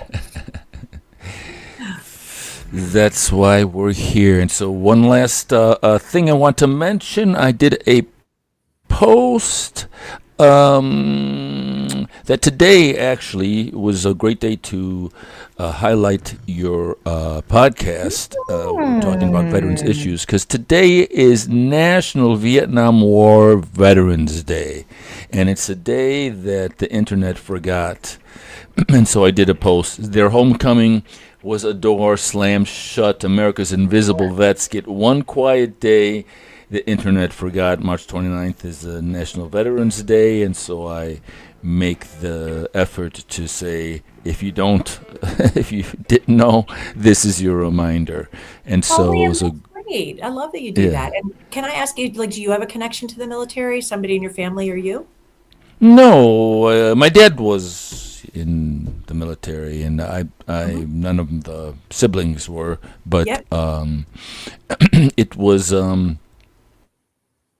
always it always was bizarre when I was a little kid, even, that the soldiers were getting spit on, and the Vietnam as they came back from the Vietnam War, and just and so then today you have this entire new situation with Iran and Israel and all of this, and so there's lots of opinions on what the military should be doing, but there's got to be a definition between the government and the establishment and the soldier. You can't fault the soldier for signing up, and Right. And so this is, again, I think everybody knows by now, the one thing that I can't do in this lifetime is keep my mouth shut. So when I was at the colonel Colonel Art Jenkins that set up the thing that I did in the morning yesterday,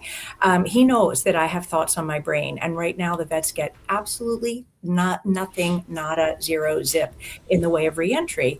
And like I said in the podcast, I just figured they must do something for them. So I was taking notes yesterday, and Art knows that I want to talk with him again. And here's my vision. And anybody who wants to get to your own Department of Military Affairs person and plug it, have at it, because we need to change things. So my vision is the vets come back and they go to a residential setting somewhere where they all live together on site.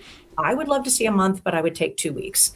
And every day they're in groups all day long. They have psychologists and therapists. They're getting the EMDR, the ones who need it. They are also other vets that have gone through the reentry process are there to tell them, here's what you're going to experience. You're going to have, whatever it is, sort of talk them through it. I also would like to see that for a portion of that time, spouses or significant others and children are invited in, because one of the ladies yesterday, we actually got talking afterwards. Her name is Rosalind, and she is married to a vet, and she runs a group at her church, which is maybe 20 minutes from here, for vets, and is going to have me come and talk to them. But one of the things she said is nobody tells the spouse anything. And she told the story of a woman who, when her veteran husband died, said, thank God, now he'll stop beating me and I won't miss him at all. He was terrible. And Rosalind spoke to that woman and said, it's a shame nobody told you what to expect, because if they had, you might have been able to work with it a little bit more. You might have known what to do to not say the thing that's going to trigger the guy or whatever it is. And then kids, and I'm thinking that's not that difficult. You're going to put it into developmentally appropriate language, and it's going to be something like, depending on the age of the kid, mommy or daddy may seem a bit different to you, or older brother or uncle or whoever it is that's returning. They may, and just sort of explain it at a kid level that they've been through something, and we're going to need to handle them gently and with love and care for a while, but that with time, they'll get back to the way you remember them, we hope. And, we're just going to take good care of them, because it's just so atrocious to me that these men and women go off and they literally put their lives on the line for us, literally. And even if they don't see anything horrible, they're braced for it. I imagine they're waking up every day thinking, I wonder if today's my day that either I'm getting blown to bits or I'm going to have to turn and watch the guy next to me who I've come to love get blown to bits. And then they come back and Michael said he just feels like it's done, disposable, you thank you for your service. Goodbye. So I would really like to see that change. Absolutely. Same here. It's shameful, horrifically shameful that you have Vietnam veterans on the street, homeless. That just should not be an option, And I honestly do think it's cool. Like the fact that we know that 83% of them could be better in 12 sessions, and you're not going to tell someone that for 11 years. You are withholding information. It's not that the VA doesn't know about it. These studies have been around. This is not new information. It's just sloppiness, negligence. I don't know what it is, but it's not okay. Yeah, it's not okay. And so people can contact you at Susan L. Morato at Gmail. Morato is fine. Morato, I don't care. Morato, you say Potato. Morato, All right, Liam, I say Morato. Sing, just call out my name. Out my name, and you'll know wherever I am. I'll come running on Liam to see you again. So I am the unofficial king of LinkedIn Live. Susan is the queen of the barefoot medical advocacy realm. So That would be awesome. We are all. Liam really is the king because royalty. I am so technically challenged, and Liam is so very gifted at making it seem easy. And then I close my eyes for about 4.5 minutes, and he's got links everywhere. It's posted. He makes it very easy. So. All right. So thanks so much. This was a great podcast, and we'll see everybody next time. Take care. All right. Thanks Bye. again. Thank you, Liam. Bye-bye.